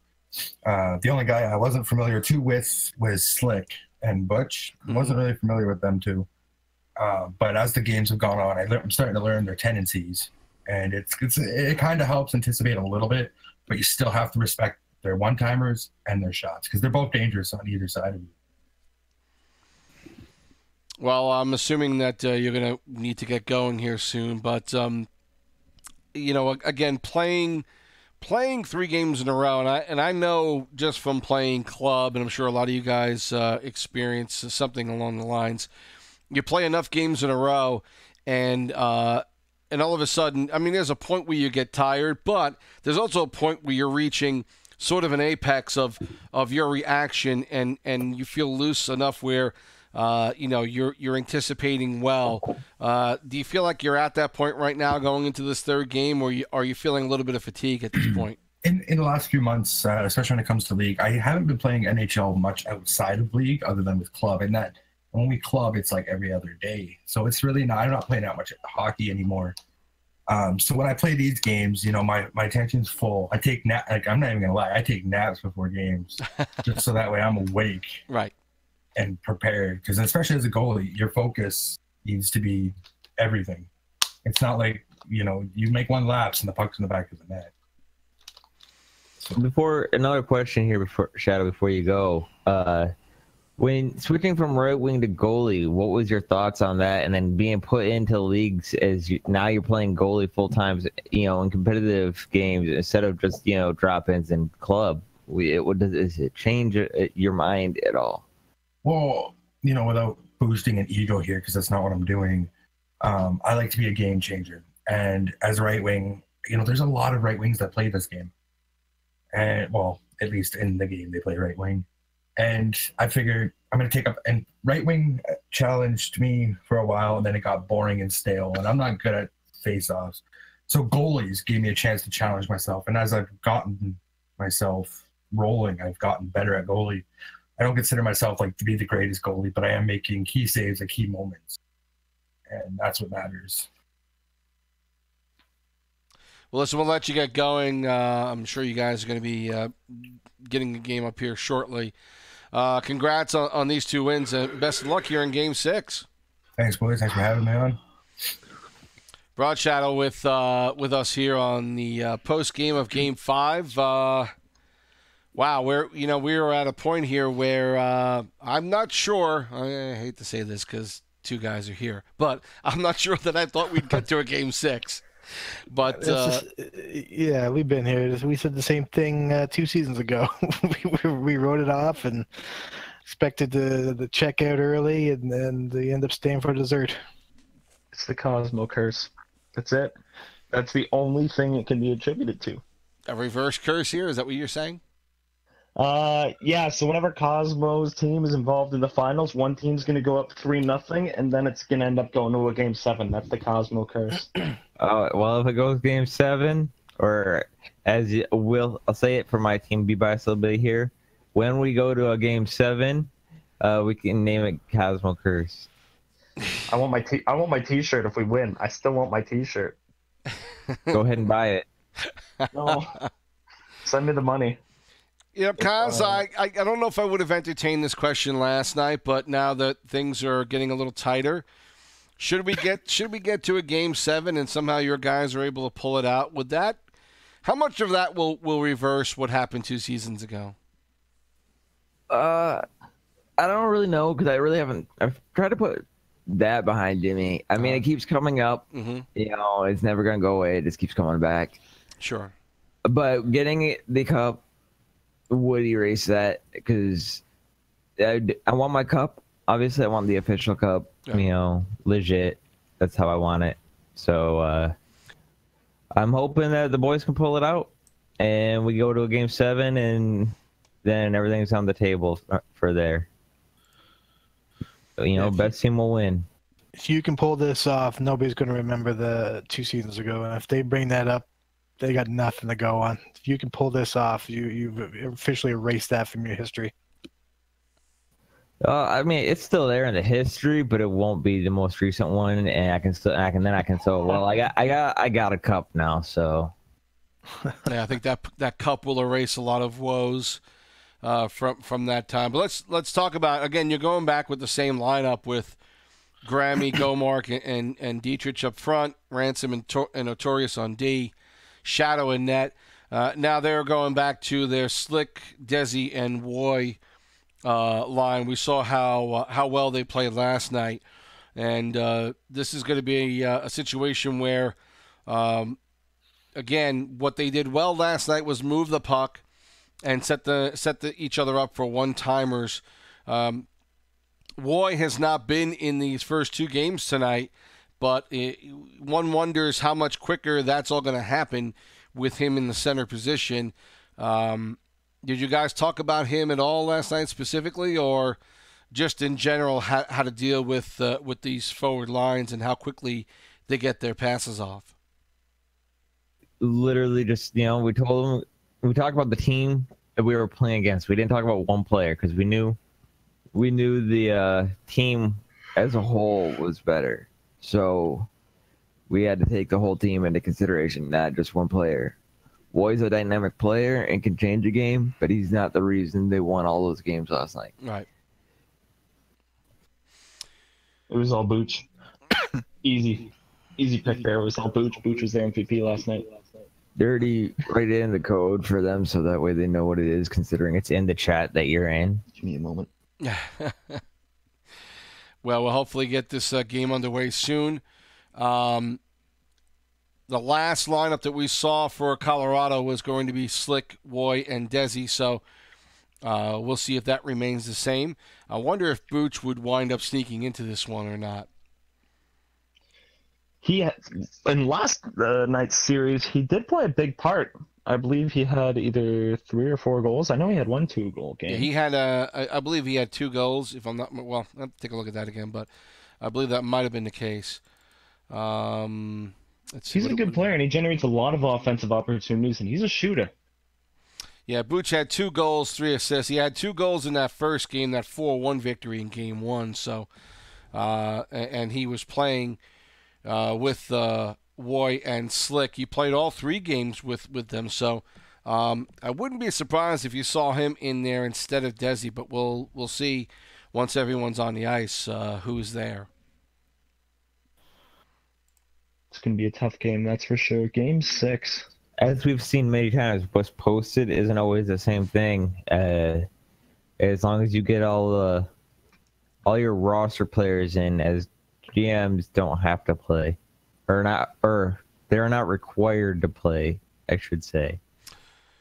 Well, Deech, we probably should let you get going, and we'll talk to you after this one. Sounds good. Can't wait. Can't wait to see you guys on the other side. All right. Best of luck, bud. Thanks. Talk to you soon. All right. game hopefully getting underway here shortly. I know teams are searching. And Dirty Dietrich back in for another game. He's proven to be pretty handy tonight and very useful for this front line. They're working very well. Going to be very interesting to see how this works out. Well, he came to me last week, was disappointed he only got one game out of the 4 we played because we swept that series. So he's earned more than one game just by that game he played tonight. So definitely got a lot of momentum in their favor. Okay, I'm actually looking forward to a 7 now. You're actually looking forward to a hockey on Friday?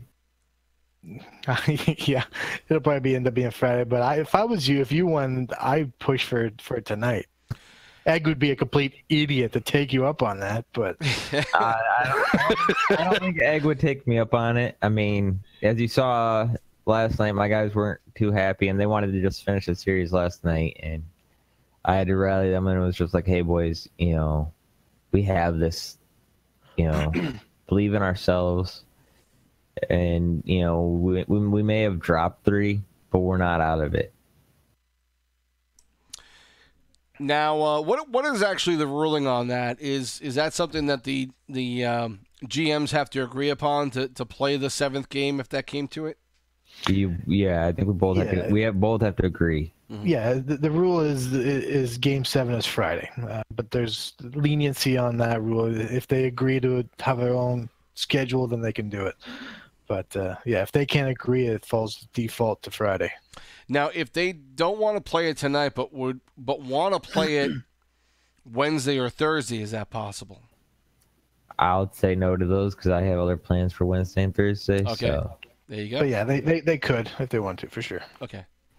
Egg will have no choice for my option if he says no tonight to do a Friday. And Egg has other plans for Wednesday and Thursday nights as well. So. All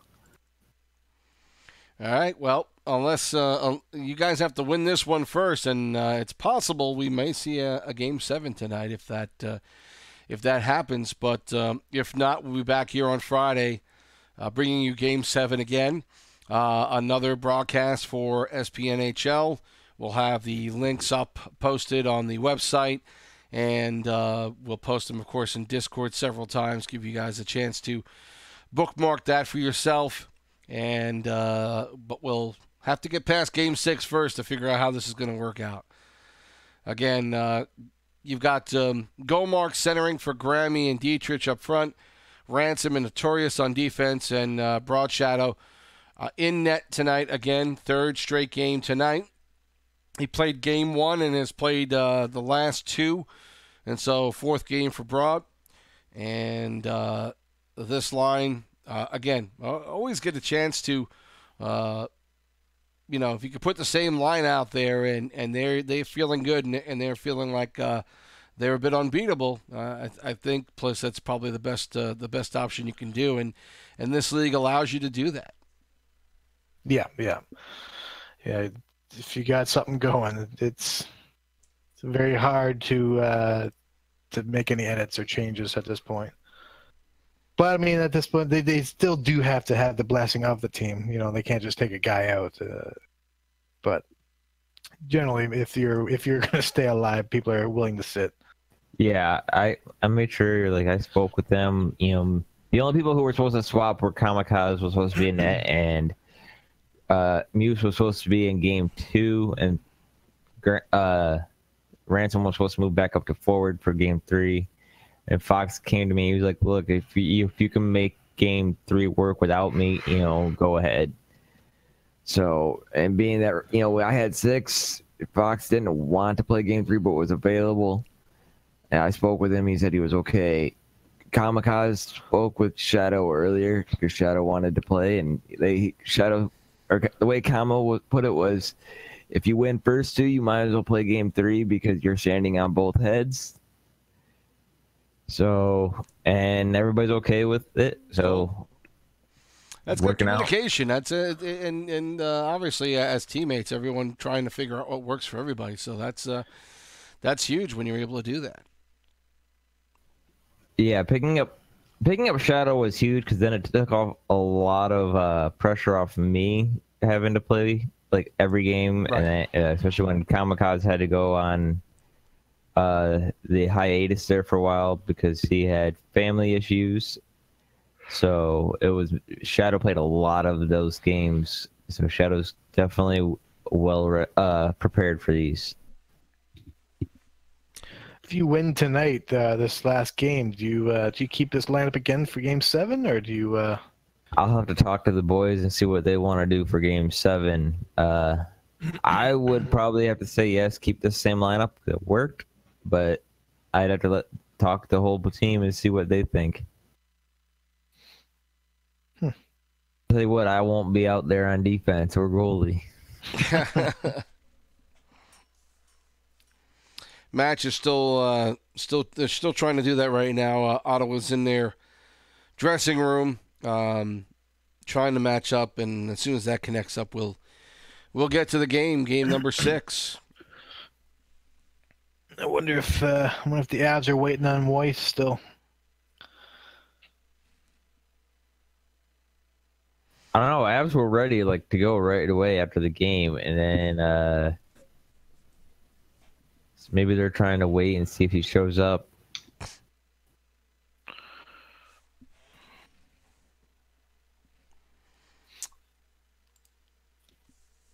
Until we get there, we're going to hang out here and continue to figure out what's going to happen here in Game 6. Again, their front line very successful yesterday, but it seems like your top defenseman and your goaltender are certainly working well with your front line, and the total team defense, I think, has worked out really well for you guys tonight. I don't think there's been any issue with that, and it's worked. It's worked to the point where,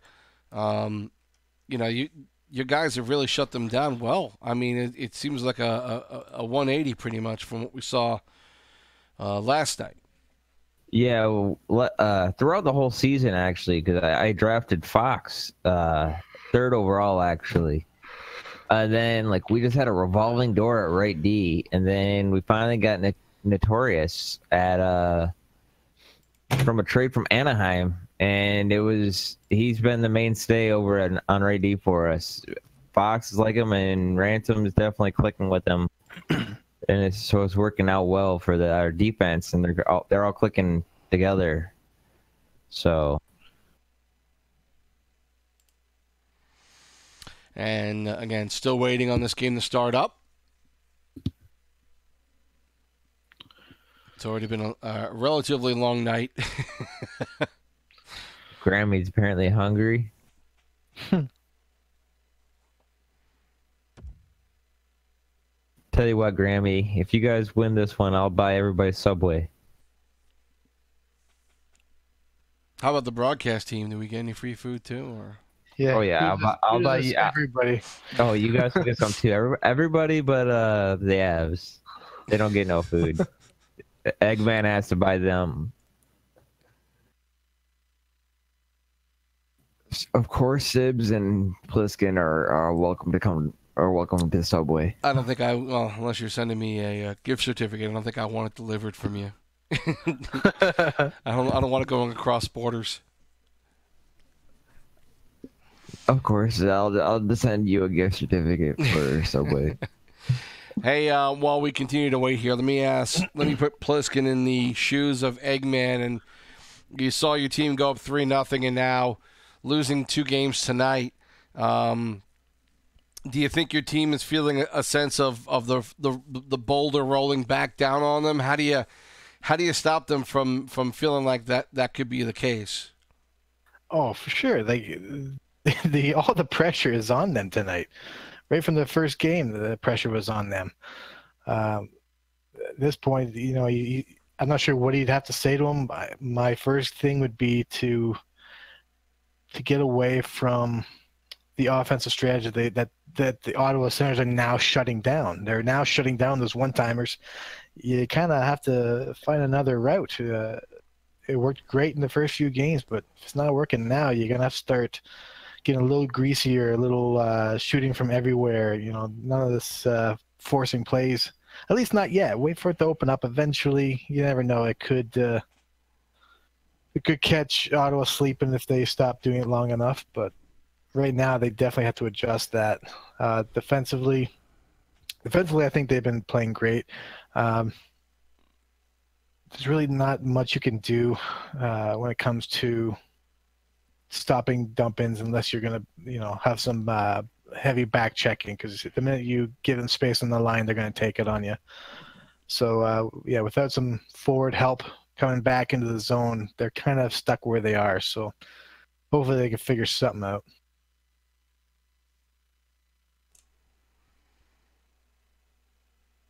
Speaking with Egg, he says the Avs are just about to search as they were waiting for Woy. But no, if I was Egg, I'd definitely calm them down, because they're stressing right now. They're feeling frustrated. A and B was working. A and B is not working now. Time to use C. Teams, as you see, are getting into the matchup room now, so we are about ready to get going here. So, yeah, Woy Booch is going to be on the left side, and Slick, Desi and Sedin, and then Rancher. So Desi's playing Egg, left D. Yeah. Oh, Egg. So that's it. Yeah, they're playing the same line that worked last night, which I did that game 6 in season 26, and that failed. So Interesting.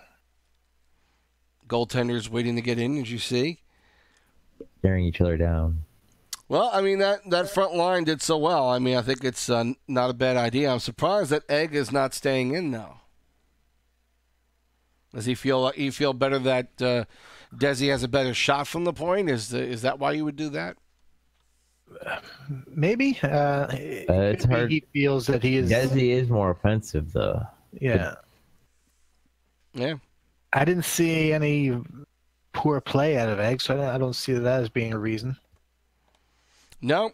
I mean, look, a 2-1 double overtime. You can't you can't say anything about defense. Obviously, they played well. Yeah. Defense all night has been great. Goalie's been great. The offense, it's been more in favor of the Sens than the Avs tonight, but it still has been produced by both teams. Well, Game 6 about ready to get underway, as you see. Face-off just about to happen here. Again, up front now, it's Woy in center, Slick and Booch on wing. Sedin and Desi back on defense with Rancher for Colorado. Mark, Grammy, and Dietrich on the front line for Ottawa. Ransom and Notorious back on D. Shadow in net as we are underway here in the first period of Game 6. Slick. Good pass out by Ransom. Flipped in by Deitch. And almost got it right back. Now puck is loose. Grammy tries to get it in front, but he can't do that. Now Colorado out the other way with Booch. Notorious tried to hit him, but could not get a good shot. Now loose puck and Notorious. Now Mark. Grammy flips it in.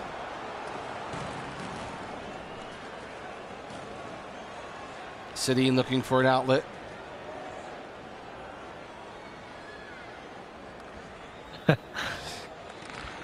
Little trouble figuring out what to do with it. Now Slick moves it in.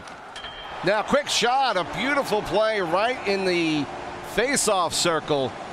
And Woy puts it home.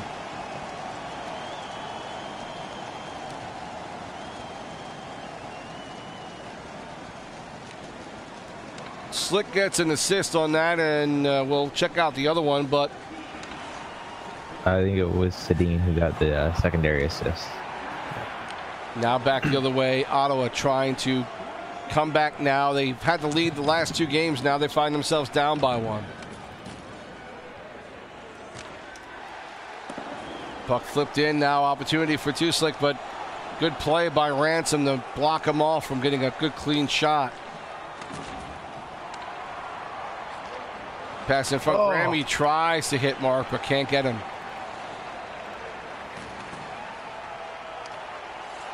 Poke check, and the puck just goes wide.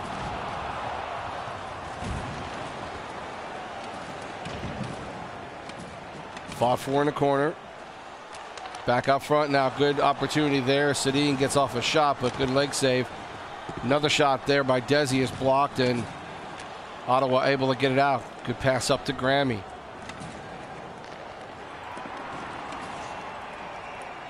Puck knocked out down the ice.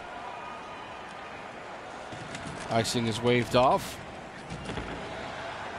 Now Mark starts out on the left side. Starting to fall back into their old habits here. Now Slick back the other way. Noto there to knock the puck off his stick. Slick gets it back, but Ransom there to help out. Now Mark up to Dietrich.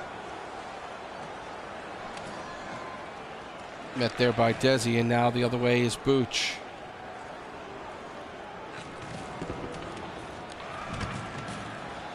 Corner puck loose.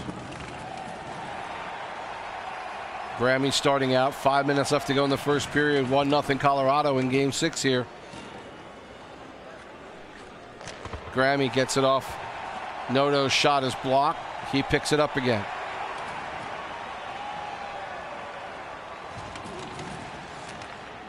Still being met at the blue line, so now back the other way comes the Avs, but taken.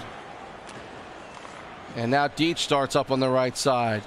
It's got Grammy trailing. He gets a shot off, blocked by Sedin. Now poked out front and held on to by Rancher. I think you made a good observation, Plisk. It's not. They're not being aggressive. They're lumbering up to the blue line, trying to bust their way in. Yeah, it's not going to work. We know this isn't going to work.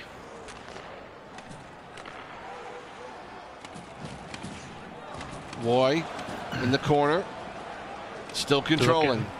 Looking for that one-timer. You see Sedin, he's waiting for him. Puck loose out front. Now finally taken by Noto. Puck cleared back into the Colorado zone. A few seconds of the first period ticking off. Booch one more shot, gets it off, goes wide.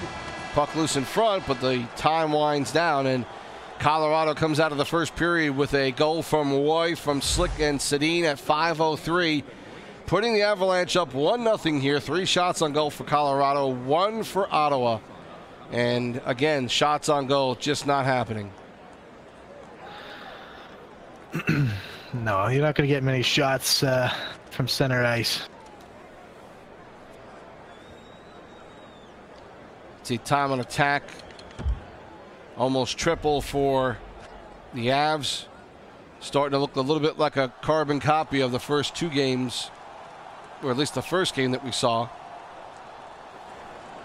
yesterday. So can Ottawa get back to where they were? It's the same line that did this the last 2 games. Can they get back to a quick dump it in, chase it? We'll see. Mark able to get into the corner. He has no outlets. Puck is loose and now taken out by Colorado. They're covering the point well as well. Ransom had nowhere to go.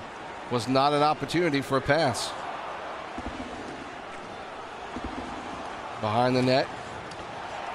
Slick helping out, but Ransom gets it out. Now Mark. Over to Dietrich. The Mark. Trying to get it back out in front. Can't. Good defensive play by Desi. Yeah, they're definitely not giving them much space to work with.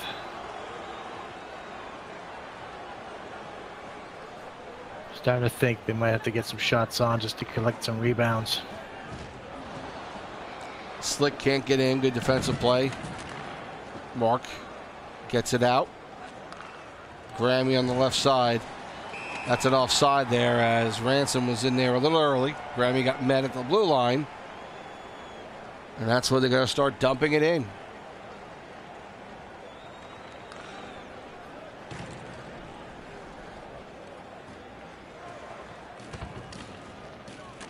Good play by Ransom, meeting Slick at the line. Another pass intercepted at the blue line. Now back the other way for Colorado.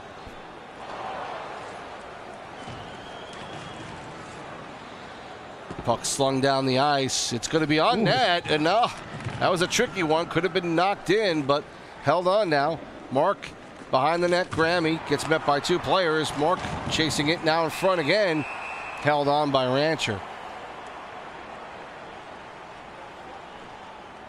All I'm seeing is Avalanche jerseys everywhere I look. Very hard to see any Senators on the ice. Sure does feel like they have a lot more out there. 12 minutes left to go in the second period. Pretty sure Avs have too many men on the ice right now.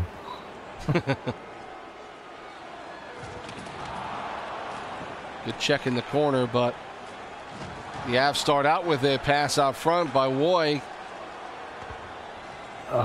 Now out of the zone, trying to catch Grammy on a break, but couldn't get there. Now Booch back the other way. Good hit there by Noto. Grammy flips it on net, almost caught Rancher sleeping there. It's setting up an opportunity now. Mark gets it knocked off his stick by Slick. Knocked in there by Deach. Now slapped out of the zone. And right on net, and a great opportunity. How that one, obviously, I've got to believe that was planned because that was too perfect. Right. Now good steal by Mark. He has a point blank opportunity. Good glove save by Rancher. Last second gets it out there. Best opportunity for Ottawa in this game tonight. Coming down to the 5-minute mark here in the second period. Still 1-0 Colorado. As they press. Roy. Now Grammy starts up for Ottawa. There'll be a penalty on Colorado coming up.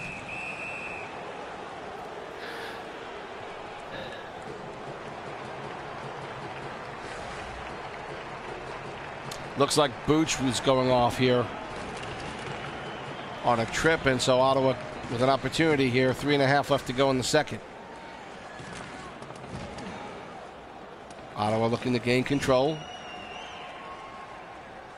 Good play by Grammy to ward off Slick as Ransom was able to get out of the zone. Puck loose in front. Almost picked up there, but nice play by Desi to get it out of there and bring it down.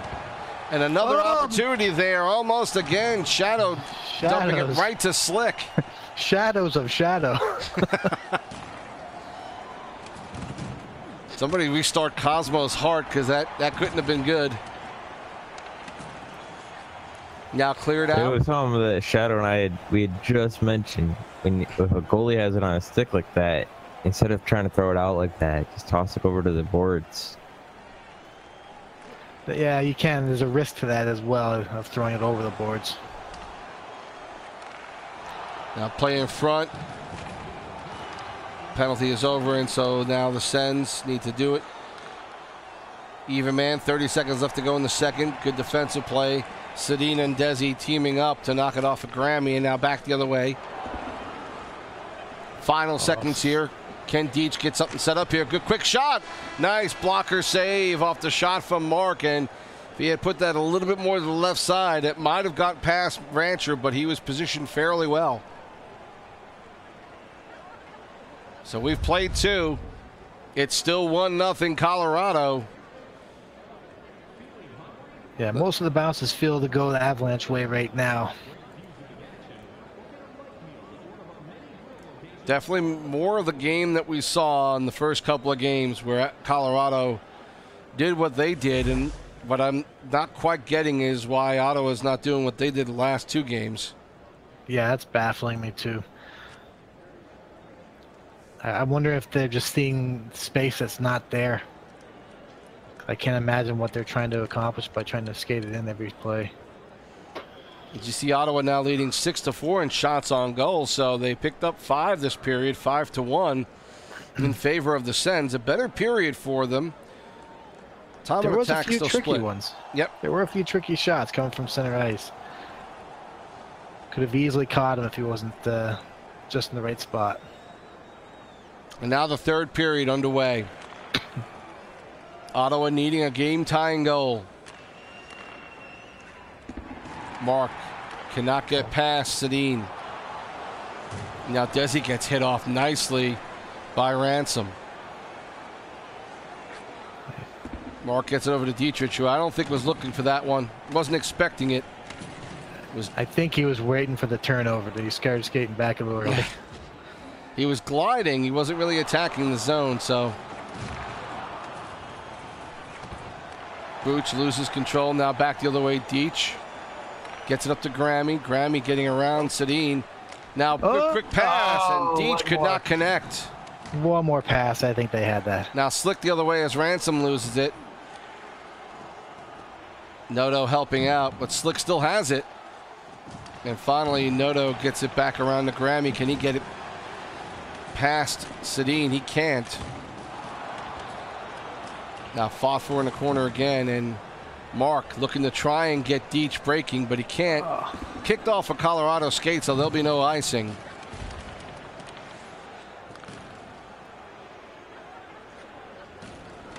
Sedin starting out. Good intercept by Mark. He's got one man to beat. Can't do it. Good play there by Desi to knock the puck off his stick. Under 13 minutes left to go in the third. Slick catches up to a long pass. Now back to the point. Good blocker save off the shot from Desi. Now back again to Desi. Another save and a hold by Shadow.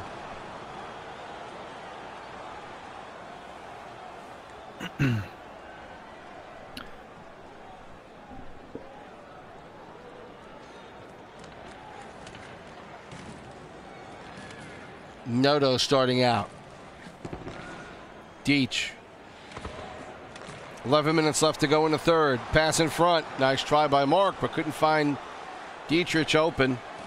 Now Slick has it. Back up.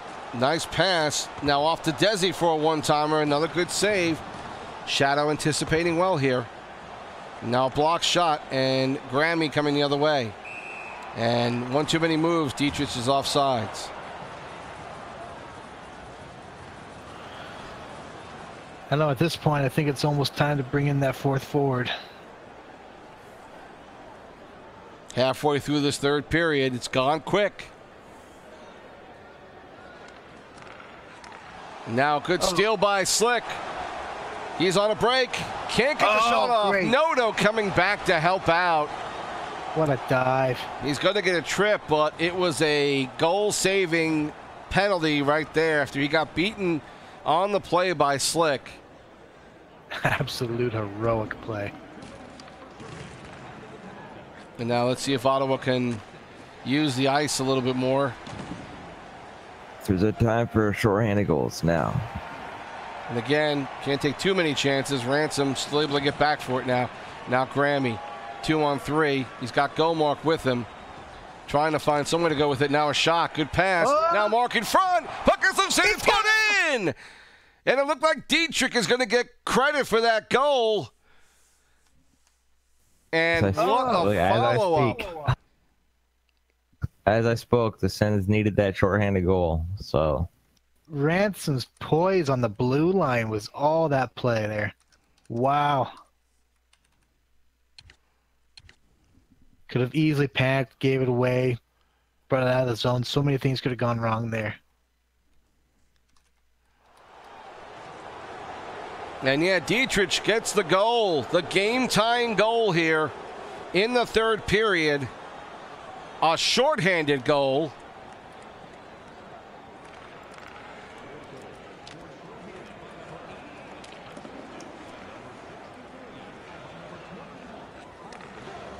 So it seems like Mark got an assist. And now Slick controlling for Colorado, trying to get themselves back into this lead. Penalty now two over. one-timers. They had two one-timers wide open on the right. It's hurt to watch.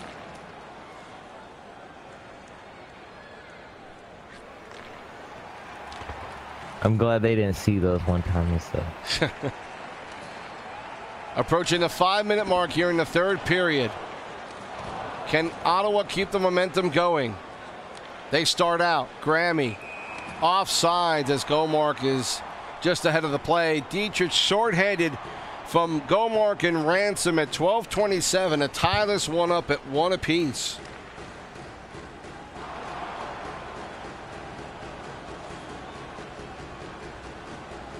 Now Colorado looking a little bit timid. Well, they're trying to set up one way or the other, but Grammy starting out. He flips it in. Pass it in. Perfect. Just got to keep that forecheck in going. Nice. There you go. And now a steal the other way. Grammy in front of Dietrich. He can't get a shot off. He was right there on the short side, but could not pull the trigger. The frustration.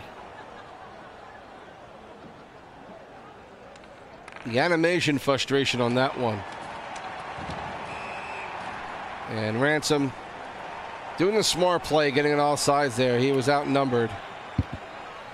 That whole scoring play or scoring chance came from a dump in, so they just got to keep going back to that well. It's working great for them tonight. Approaching the 1 minute mark here in the third period. The next goal is going to win this one, most likely. And Ottawa not giving up in this series. If they score next, it'll go to a game 7.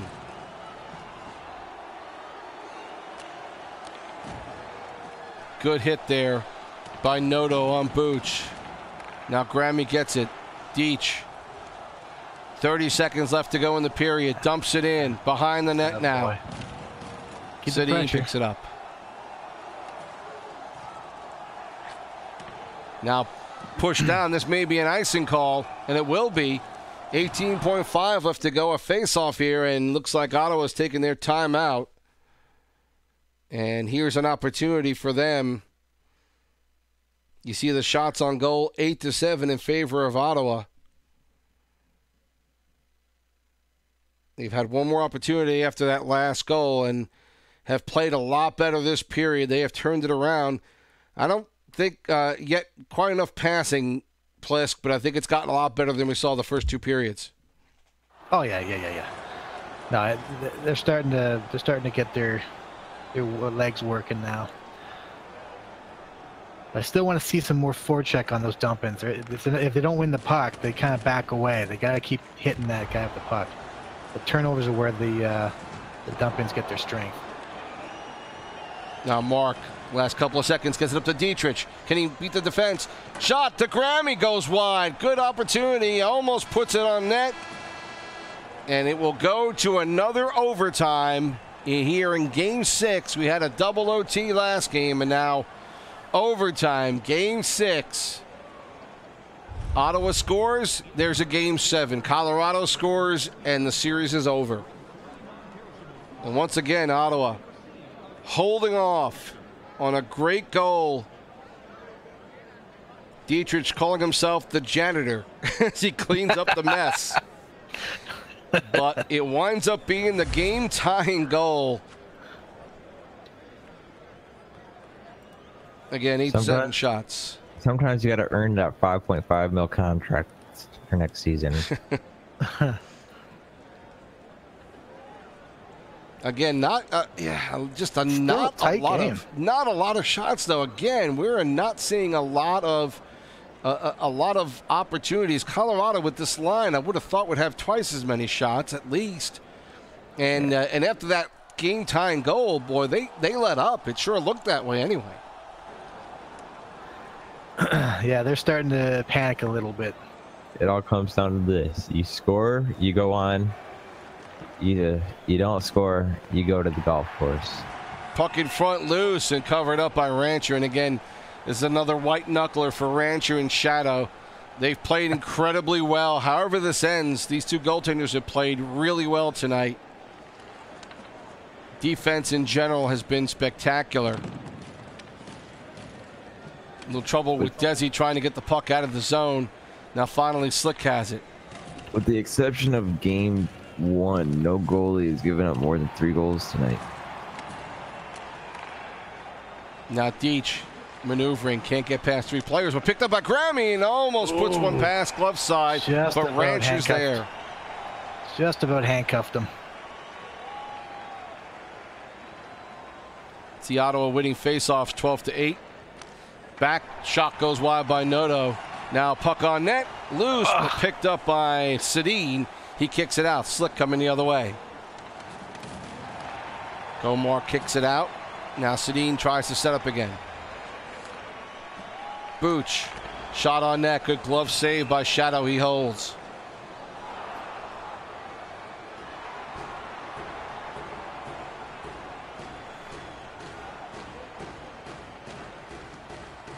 One by Colorado out to the point, but it goes nowhere now. Deep in the zone. Puck is loose. Grammy, can he get to it? Mark has it. Go Mark, a little bit of room to maneuver.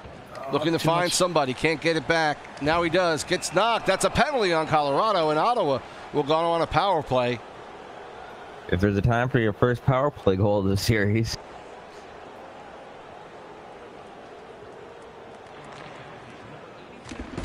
Cleared out off the face-off.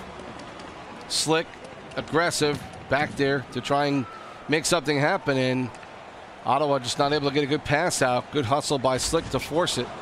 Now back the other way.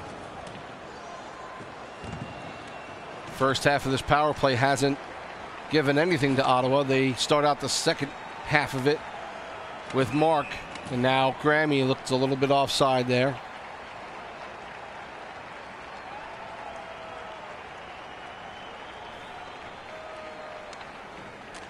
Cleared out by Desi. Slick again hustling for it. Oh, yeah. And Ransom looked like he might have gone the wrong way, but the puck does get out of the zone. Second guessed himself. Oh. Mark gets around. Now out to Grammy. Can't get a shot off. Good play by Mark to get around the defender. Now the other way comes Booch. He's onside. Backhander goes in, and Colorado wins the Stanley Cup in SPNHL Season 28. Right out of the penalty box. Wow, congratulations.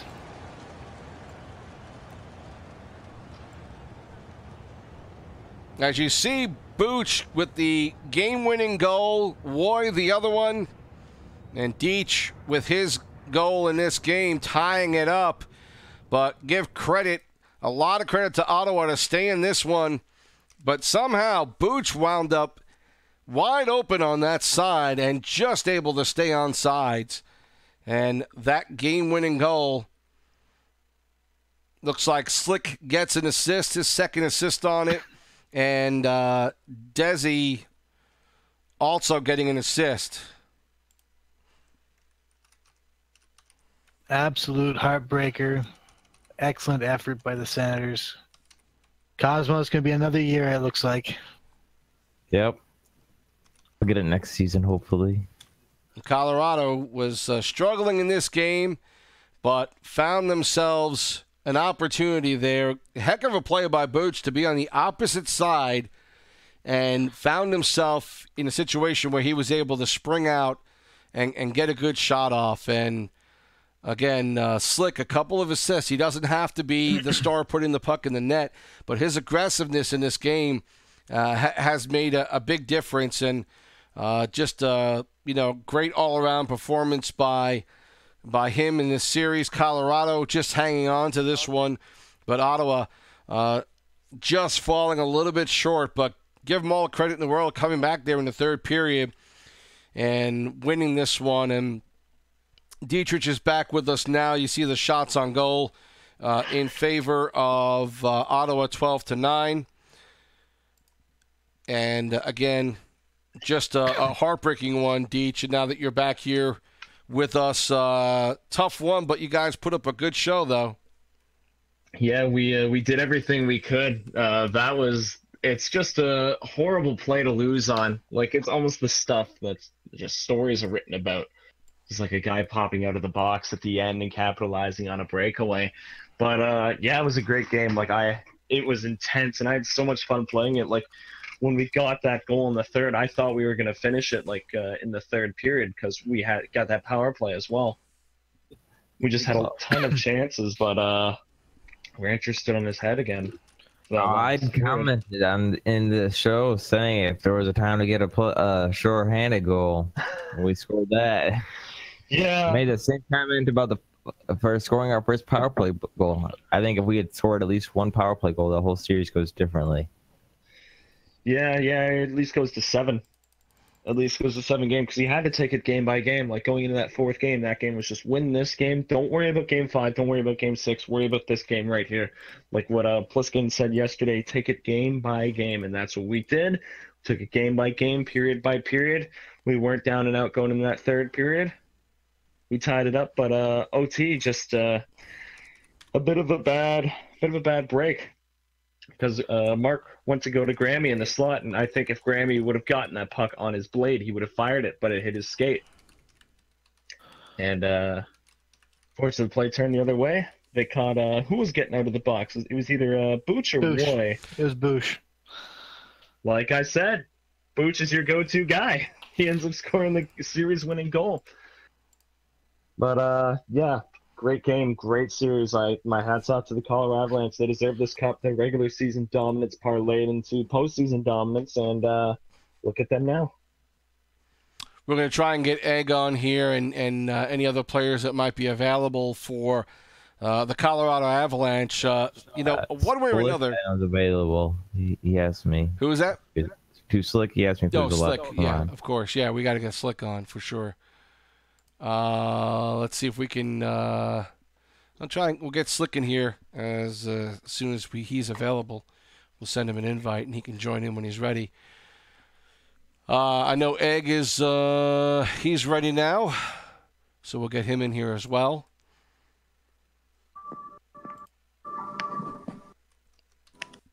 Slick, you there? I don't know if I'm hearing him yet. Slick, you there? God damn it! There That he was a is. fucking nail biter. We've got both Slick and Eggman in here now, and gentlemen, hey, congrats on a tough Game 6 victory here, a championship, a Stanley Cup here in Season 28. But it was not an easy night for you guys, Egg. It was a nail biter all night for you, I'm sure. Yeah, tell me about it. Close games, especially Game 5. They're going to double overtime, and 1-1 game, you make one mistake and that's it. So, but yeah, I mean, going into Game 6, I had to go back with the lineup that won 3 yesterday. So, that's kind of why I took myself out, because we feel that Desi plays against Ottawa a little better, so a little more aggressive. But yeah, wow, hell of a game. And I'm sorry, go ahead. Congratulations on your 3rd cup, Egg, snapping that 17-season drought. All right, time for Egg to retire too. Egg is sitting in. You guys can retire. You got too many. Almost every season. Forced retirement. No forced retirement. Wow. You guys both have too many cups. Time to retire. That's your first as a GM, though. Yeah, it's my first as a GM. I thought maybe I'll stop being a GM once I finally get a cup, but I don't think it's going to happen. I think we'll continue on here. And Slick, a couple of assists in this game tonight, this Game 6. Again, talk about that final goal there. Looked like Booch was coming out of the box or coming off the side, whatever the case may be. And somehow you guys were able to find him. How did that play work out? We're just trying to get the puck out at the end of a penalty kill. And honestly, I just saw him there, and I'm like, just please don't go offside, dude. Just please. I just one-touched it up. It got through both Ds, and I honestly was holding my breath. I'm like, dude, just go backhand, please. Tough couple of games tonight. I mean, this was, this was not easy. In games 4 and 5, looked like your play, your play, your passing, a little bit off from what we saw last night. What did you guys do differently in Game 6 to get that back? We just said it's over. That's okay. enough. No, honestly, a guy like Roy comes back in, and it opens so much up. Like games 4 and 5, like I was pretty much double teamed the entire time. Like I had no room whatsoever. And then Woy gets into the mix, and it's like, okay, now they got another top end guy to go to, probably the best guy in the league, hands down.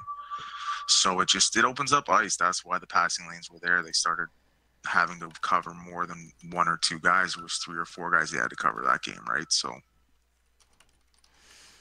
And again, you get teamed up again in Game 6 with Woy and Booch. You've certainly had some success with them during the playoff run and in this series. What did it mean to be able to get Woy back on the line for you in that game? Oh, like I said, it just opens up ice for me. Like they did a great job 4 and 5, just on slick, and I mean, I saw some chats from their chats, and it was just like, watch him. He's their only guy right now. And to be honest, I had nothing, absolutely nothing. And getting Woy back just opens that all up. Did you guys have any doubts? It started getting a little hairy for you there. I'd imagine the last game there when they tied it up. Nah, to be honest, a lot of our guys, we've been here, done it, bought the T-shirt. So it's one thing that's a huge thing. I mean, Eggs, how many cups Egg has? How many does Sedin have? I mean, Woy's got countless achievements. It's just been there, done that, gut check time. Great players elevate their game when it matters, right? So. Yeah. You want to talk about great players elevating their game? Rancher made a lot of really good saves in that second game for you. How did you feel like after coming up a big game for Rancher in the second game and having to lose that game in OT, going into the third game or Game 6 tonight? What changed, or what do you feel was the mood going into Game 6 after a big performance by Rancher? Confident. I mean, we know we have him back there. He can steal a game, and he tried to do it the first game tonight or the second game tonight, and it didn't happen for us. And we were like, you know what? Again, enough's enough. This is our series. We're not going 7. Yeah, if I can add a little bit about Rancher there. I mean, mid-season, we kind of felt, he's getting 5-6 shots a game, not playing that great. And I thought, well, what do we move him, for a high price? Because obviously his stats were amazing. But we kind of figured he was kind of bored, to be honest. When he'd face more shots, he'd play better. So, when we faced that tougher team, he stepped his game up. So that's why we never really considered getting rid of him. So yeah, I think that's kind of the standard for most goalies. The more they face, the better they play overall. I mean, if I can give an example, Chicago series, we kind of dominated most of that. The last game there, Game 5, we had to run very much a backup line. And he faced the most shots, 15 shots, I think, which was probably 5 or 6 more than any other game, and that was his best game of that series. So, I mean, I got a question, Egg, because I played this comment last night saying if I was Egg, I would have picked Kuslik as your Conn Smythe winner if it ended last night. If you were in my shoes on the other end and we had just won the cup, who would you say was the best player for Ottawa that changed the way they played and just made them better and put the pressure on you guys as a better player? Yeah, I mean, it'd be between 2 guys for sure, either Mark or Ransom there. I mean, Ransom, obviously playing forward last night and then playing defense tonight. He's such a round player, plays everything so well. Obviously shutting our forwards down, stepping in there for Fox. I mean, you guys didn't miss Fox. He played that well. Ransom's a great defenseman, and I had no doubt when I made the lines that putting him back on lefty was I had no doubt. I was like, yeah, we're not gonna miss anything. He played, he's played D for many years and has it. Yeah, and honestly, I mean, Dietrich came in tonight, and I thought he did a pretty solid job. Got the pucks deep, grinding. I think he complemented your lineup really well too. So, having Ransom move back to D, and then having to add Dietrich, I mean, I think it was a good combination for sure. Well, that's why I was like, dirty last series. I only put him in for Game 4, and he came to me and he was all upset. You only had 1 game. I was like, well, prove to me you deserve more per series. I did it tonight. This series, I only put him in for Game 4. He didn't say a word to me. He comes out, Game 4, we win. I was like, all right, run Game 5 the same line. He comes out, we win Game 5. and come out. I was like, all right, run same line for game 6. And look at that. He put it to overtime for us. He earned that round 7 draft pick. I want to go top 3 rounds next season, or I'm boycotting the league. Sorry, please. Hey, we've got Booch on now, the man with the game winner here in overtime, and talk to us about that play. You found yourself just barely keeping yourself on side, but was that anything? Did you guys have that set as you were coming out, or was that something that just you just happened to be there, right place at the right time? I think I'm just at the right place at the right time. I just saw the puck from Slick, and in my mind, I just go on my back end and I just shot. And I score, and now I was shaking after that. Talk about playing with Roy and Slick. What you guys seem to have a lot of good chemistry. It seems like you the three of you really know where each other was going to be in every game that we watched, and I got to believe you felt really comfortable with these guys on your line. Absolutely, yeah. When you talk about Roy and Slick, they're guys that can handle the puck pretty well, and I just the nice fit in that because I'm going for the open, and when I got the pass, I shot, or I make a quick play or something like that. But they're the two big dog here, so. And you had just come out of the box, and again, just an amazing play where you're able to keep yourself on side and went backhand on Shadow on that one. Were you dead set going for the backhander, or are you just waiting to see where Shadow was going on that play? No. When I received the puck, I was backhanding right there, so I didn't see what the goalie moved there. I just go on back in and shot, and that's it. Well, we have Shadow with us now, and unfortunately he has to talk right after the guy who scored the game winner on him. But listen, goaltending on both sides. Tonight, both you and Rancher, I think, played tremendous, and I think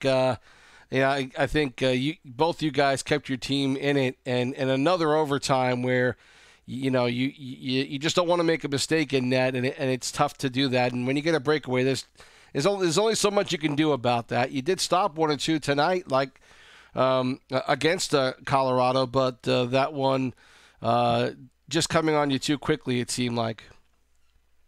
Well, first and foremost, Egg and the rest of Colorado, congrats on winning the cup. It's an amazing feat. When that play developed, I seen him out of the corner of my eye coming out of that box, and I'm like, I'm hoping my defenseman stopped it.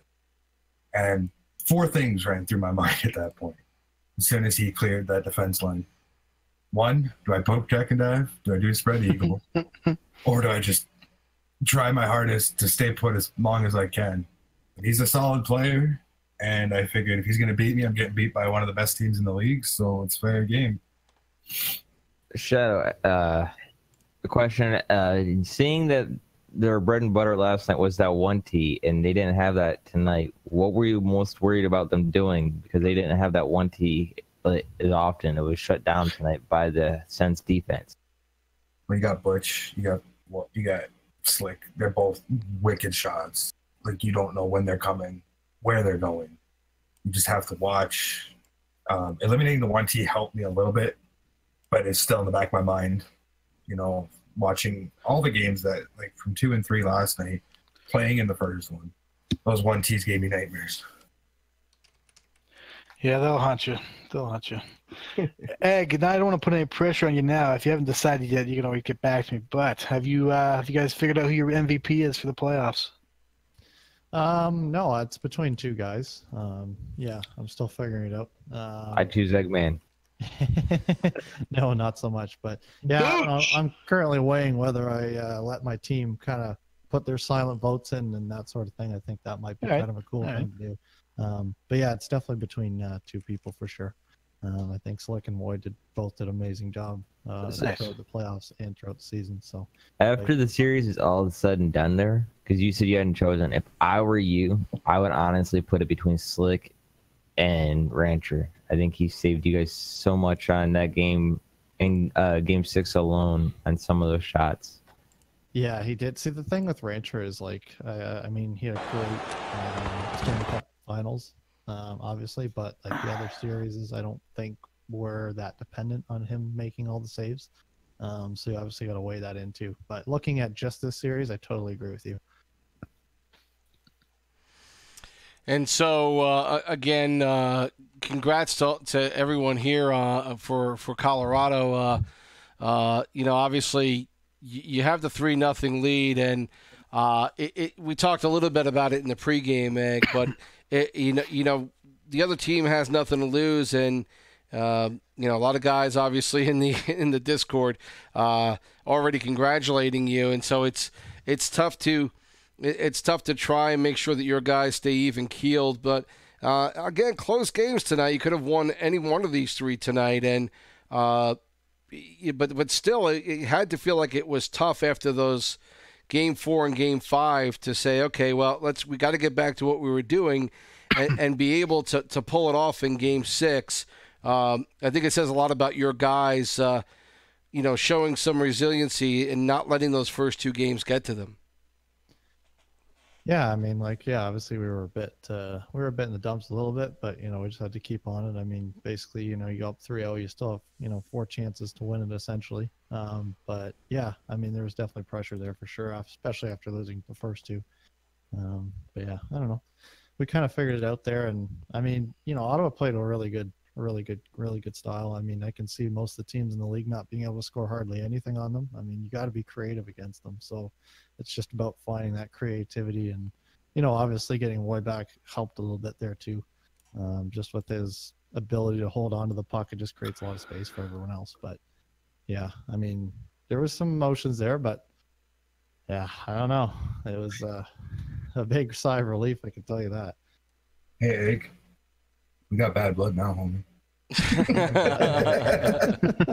Oh god, the SP rivalry for next season is going to be Shadow versus Egg. Oh, great. Oh no, Shadow and Egg play on the same team in another league. And Cosmo. Oh no, and me. It goes back to him sending me Tay-Tay songs in the chat.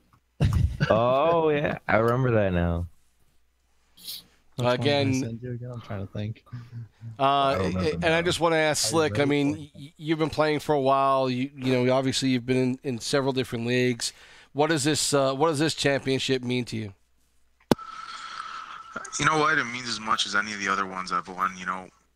To come together and win a league. Beating great players.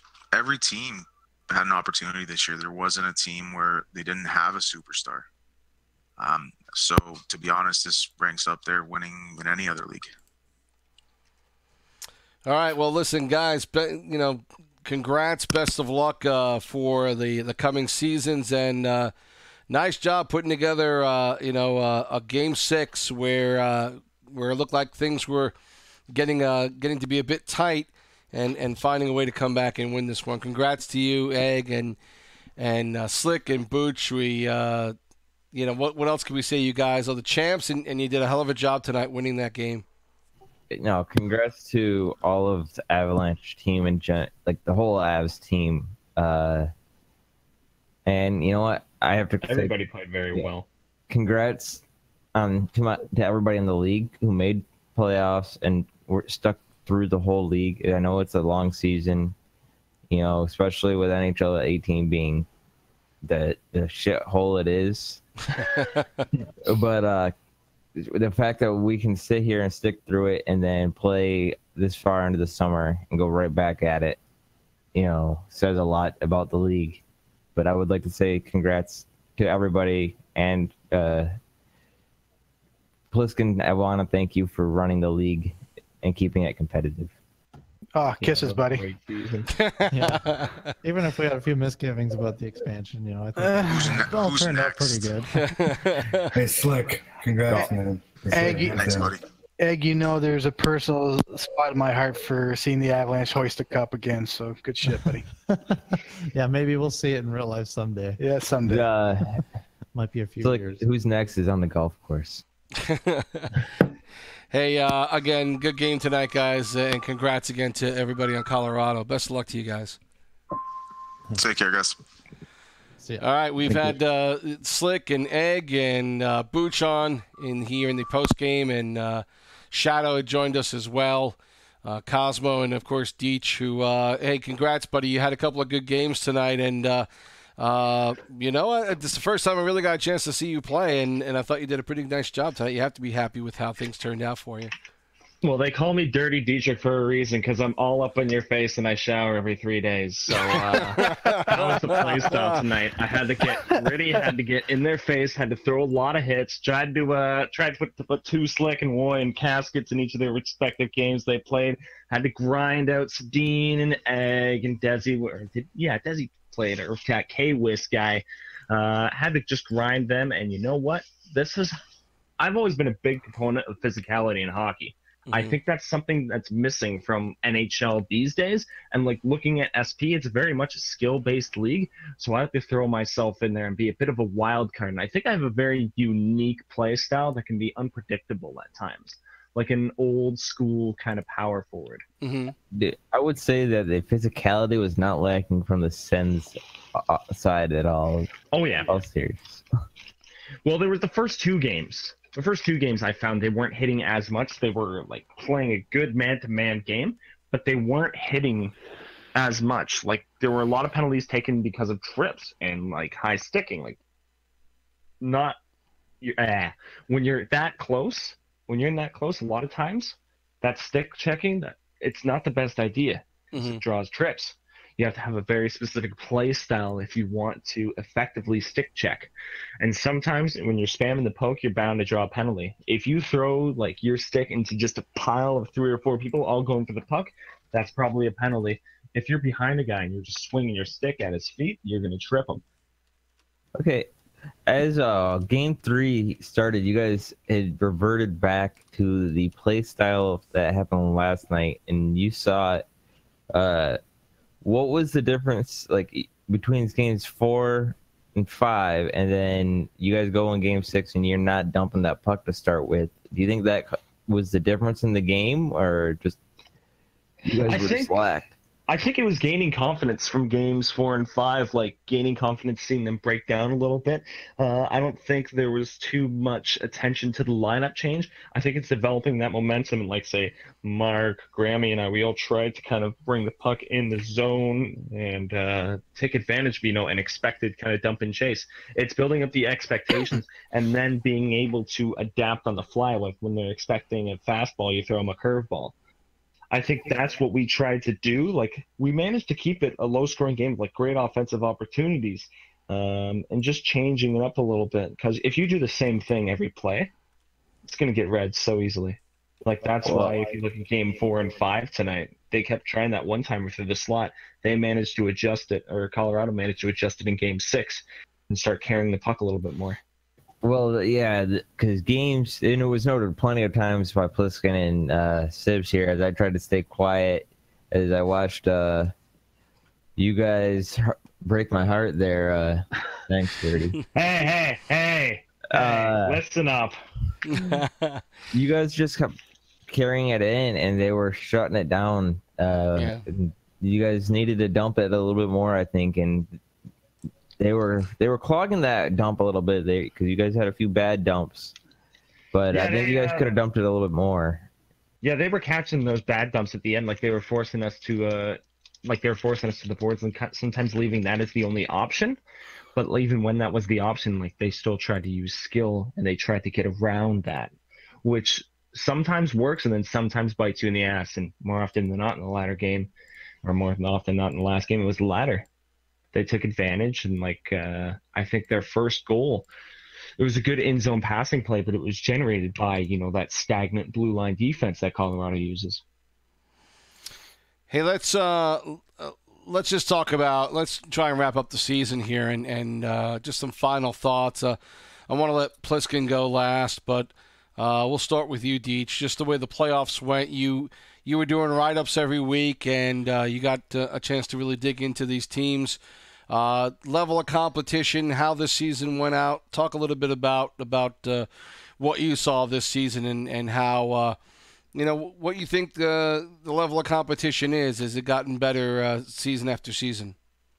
Well, I've only been in the league for about 3 seasons, and I've definitely seen improvements in the level of competition in certain places, and say lack of improvements in certain places. Like there was I'm not going to mention any teams or names, but there were some poor sports in the league towards the end of the season, teams that weren't necessarily doing the best in the standings, and they unfortunately kind of dropped off. But this playoffs was like some of the best I've ever seen from SP in the 3 seasons that I've been in.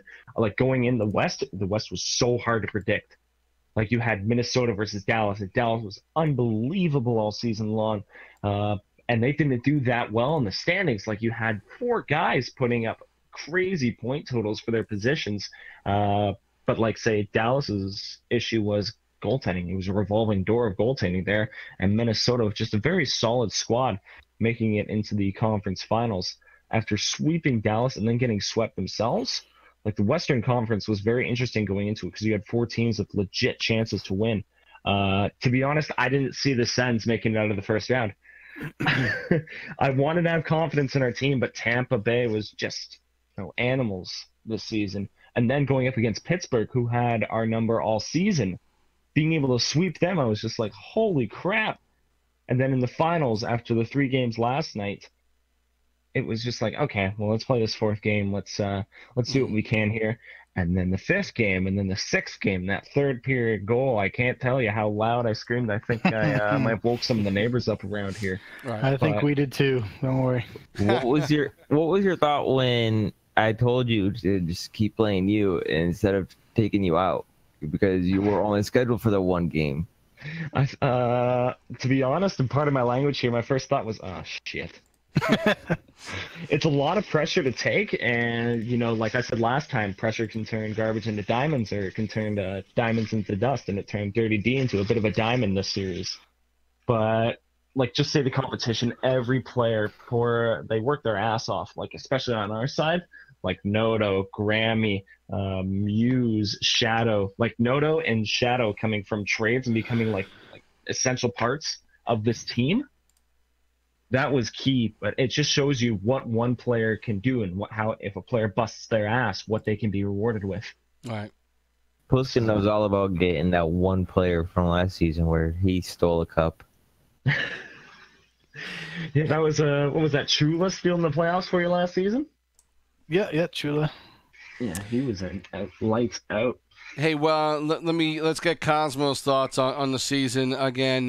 You're putting up another good team that gets all the way to the Cup Finals, and nothing to be ashamed about. Your guys came back, played well tonight, and could very easily be playing a Game 7 on Friday. Talk about your takeaway from this season. The whole season, I had to make more trades than I wanted to. Dirty was here the whole season, and he knows how many times we had to swap right Ds because we couldn't find one that just fit. And we finally got Noto, and I think that solidified the defense, with being able to put Ransom back there or have Fox and Noto run back there and not have to worry about, that right side being a weaker side. And then getting Gomark at the trade deadline, I believe it was, or the week before, really helped out with Ransom and giving him that other forward he could work with. The Grammy Ransom Gomark line was really well, and the Grammy Gomark Dirty line worked well. And pretty much all our forwards worked well after we got Gomark. So he's a piece apparently that our forwards needed, and Noto was the piece our defense needed. And Shadow, he's just a solid goalie. And I think Cosmo dropped there. No, you guys can hear me. No, we can hear you, yeah. Yeah. So, just want to say one thing. Yep. I think there should be a genuine case made for Gomark for the Hart Trophy. Like, that guy resulted in a turnaround for us, carried us through the playoffs. If we won the cup, he easily a Conn Smythe winner. Like just what I don't he know. brings to the ice. It would have Well, been between Gomark and Shadow, but I think Shadow would have had it. He against the Avs, Shadow kept them down low in a lot of on a lot of key scoring opportunities. He very much did, but he'd be the Conn Smythe. I'd say Gomark Hart Trophy, like for regular season importance. Hey, let's let Plisk get his final word in on season 28. And, again, another exciting playoffs we get to cover and the finals here. Look like, again, after 3 games, good competition, but we weren't sure how long it was going to go. But tonight, I don't know if we needed a Game 7. It still wound up being a pretty damn exciting evening watching these 3 games. And, again, another good final between 2 really good teams. Yeah, it was. It was very exciting, nail-biter. I'm kind of disappointed it's over because I was really getting into it, but it's a shame. But a comeback story would have been perfect. I think that would have been a great way to end the season. But no, that was redemption. Yeah, it's redemption. It'll never come. Now, Plisk, I gotta ask you here: had it been a full reverse sweep, whether I was in it or not, had it been a whole reverse sweep, would you have started thinking you got to change the format so in a way to where at the beginning where you can't have all these reverse sweeps? Why the hell would I do that? I think you got your I was answer. asking in general. No, look, you hate to see a series just go away after 4, and look, the semifinals had 2 sweeps already. It would have been a shame to have seen Ottawa again, lose Game 4 and be out in 4 games. You guys came back and played well and kept yourselves in it. And again, well-timed pass to a player coming out of the box is the game winner. So your guys could very easily be playing Game 7. So I think the format's fine. I think the 2 seasons I've been covering games here for you guys in the finals, it's been very interesting and very entertaining. I don't know. I don't know if I can have you here. Both times I lost. Well, So I want to let Pliss finish out on the season in general. How do you feel everything went this year? It's over now, so we can kind of hang it up. But it was a tough season. It was a bit of a test for a lot of our seasoned players, our veterans, our highly dedicated players. I just want to let everybody know I appreciate your commitment and putting up with a lot of the issues that we had this season. Hopefully we won't have to deal with that ever again, but you know what? It ended well. The playoffs were done well. I got no complaints there. So again, thank you. See you guys next season. All right. What is the salary cap? How about hold on. Salary cap, guys. How many times have you been a GM? I don't know. Season 22, I think I started. 21, somewhere around there. Okay, so this is 7 in a row? Something like that. Has there ever been a moment where I have answered that question before the registration closed? You've never answered that question. So you think you're going to get one now? I was hoping. Ooh, he's trying. Good try, Koz. Hey, listen, guys, thanks for being part of the team. This was a lot of fun. Hopefully in season 29, I will be here the whole season. And I'm going to also play, so looking forward to it.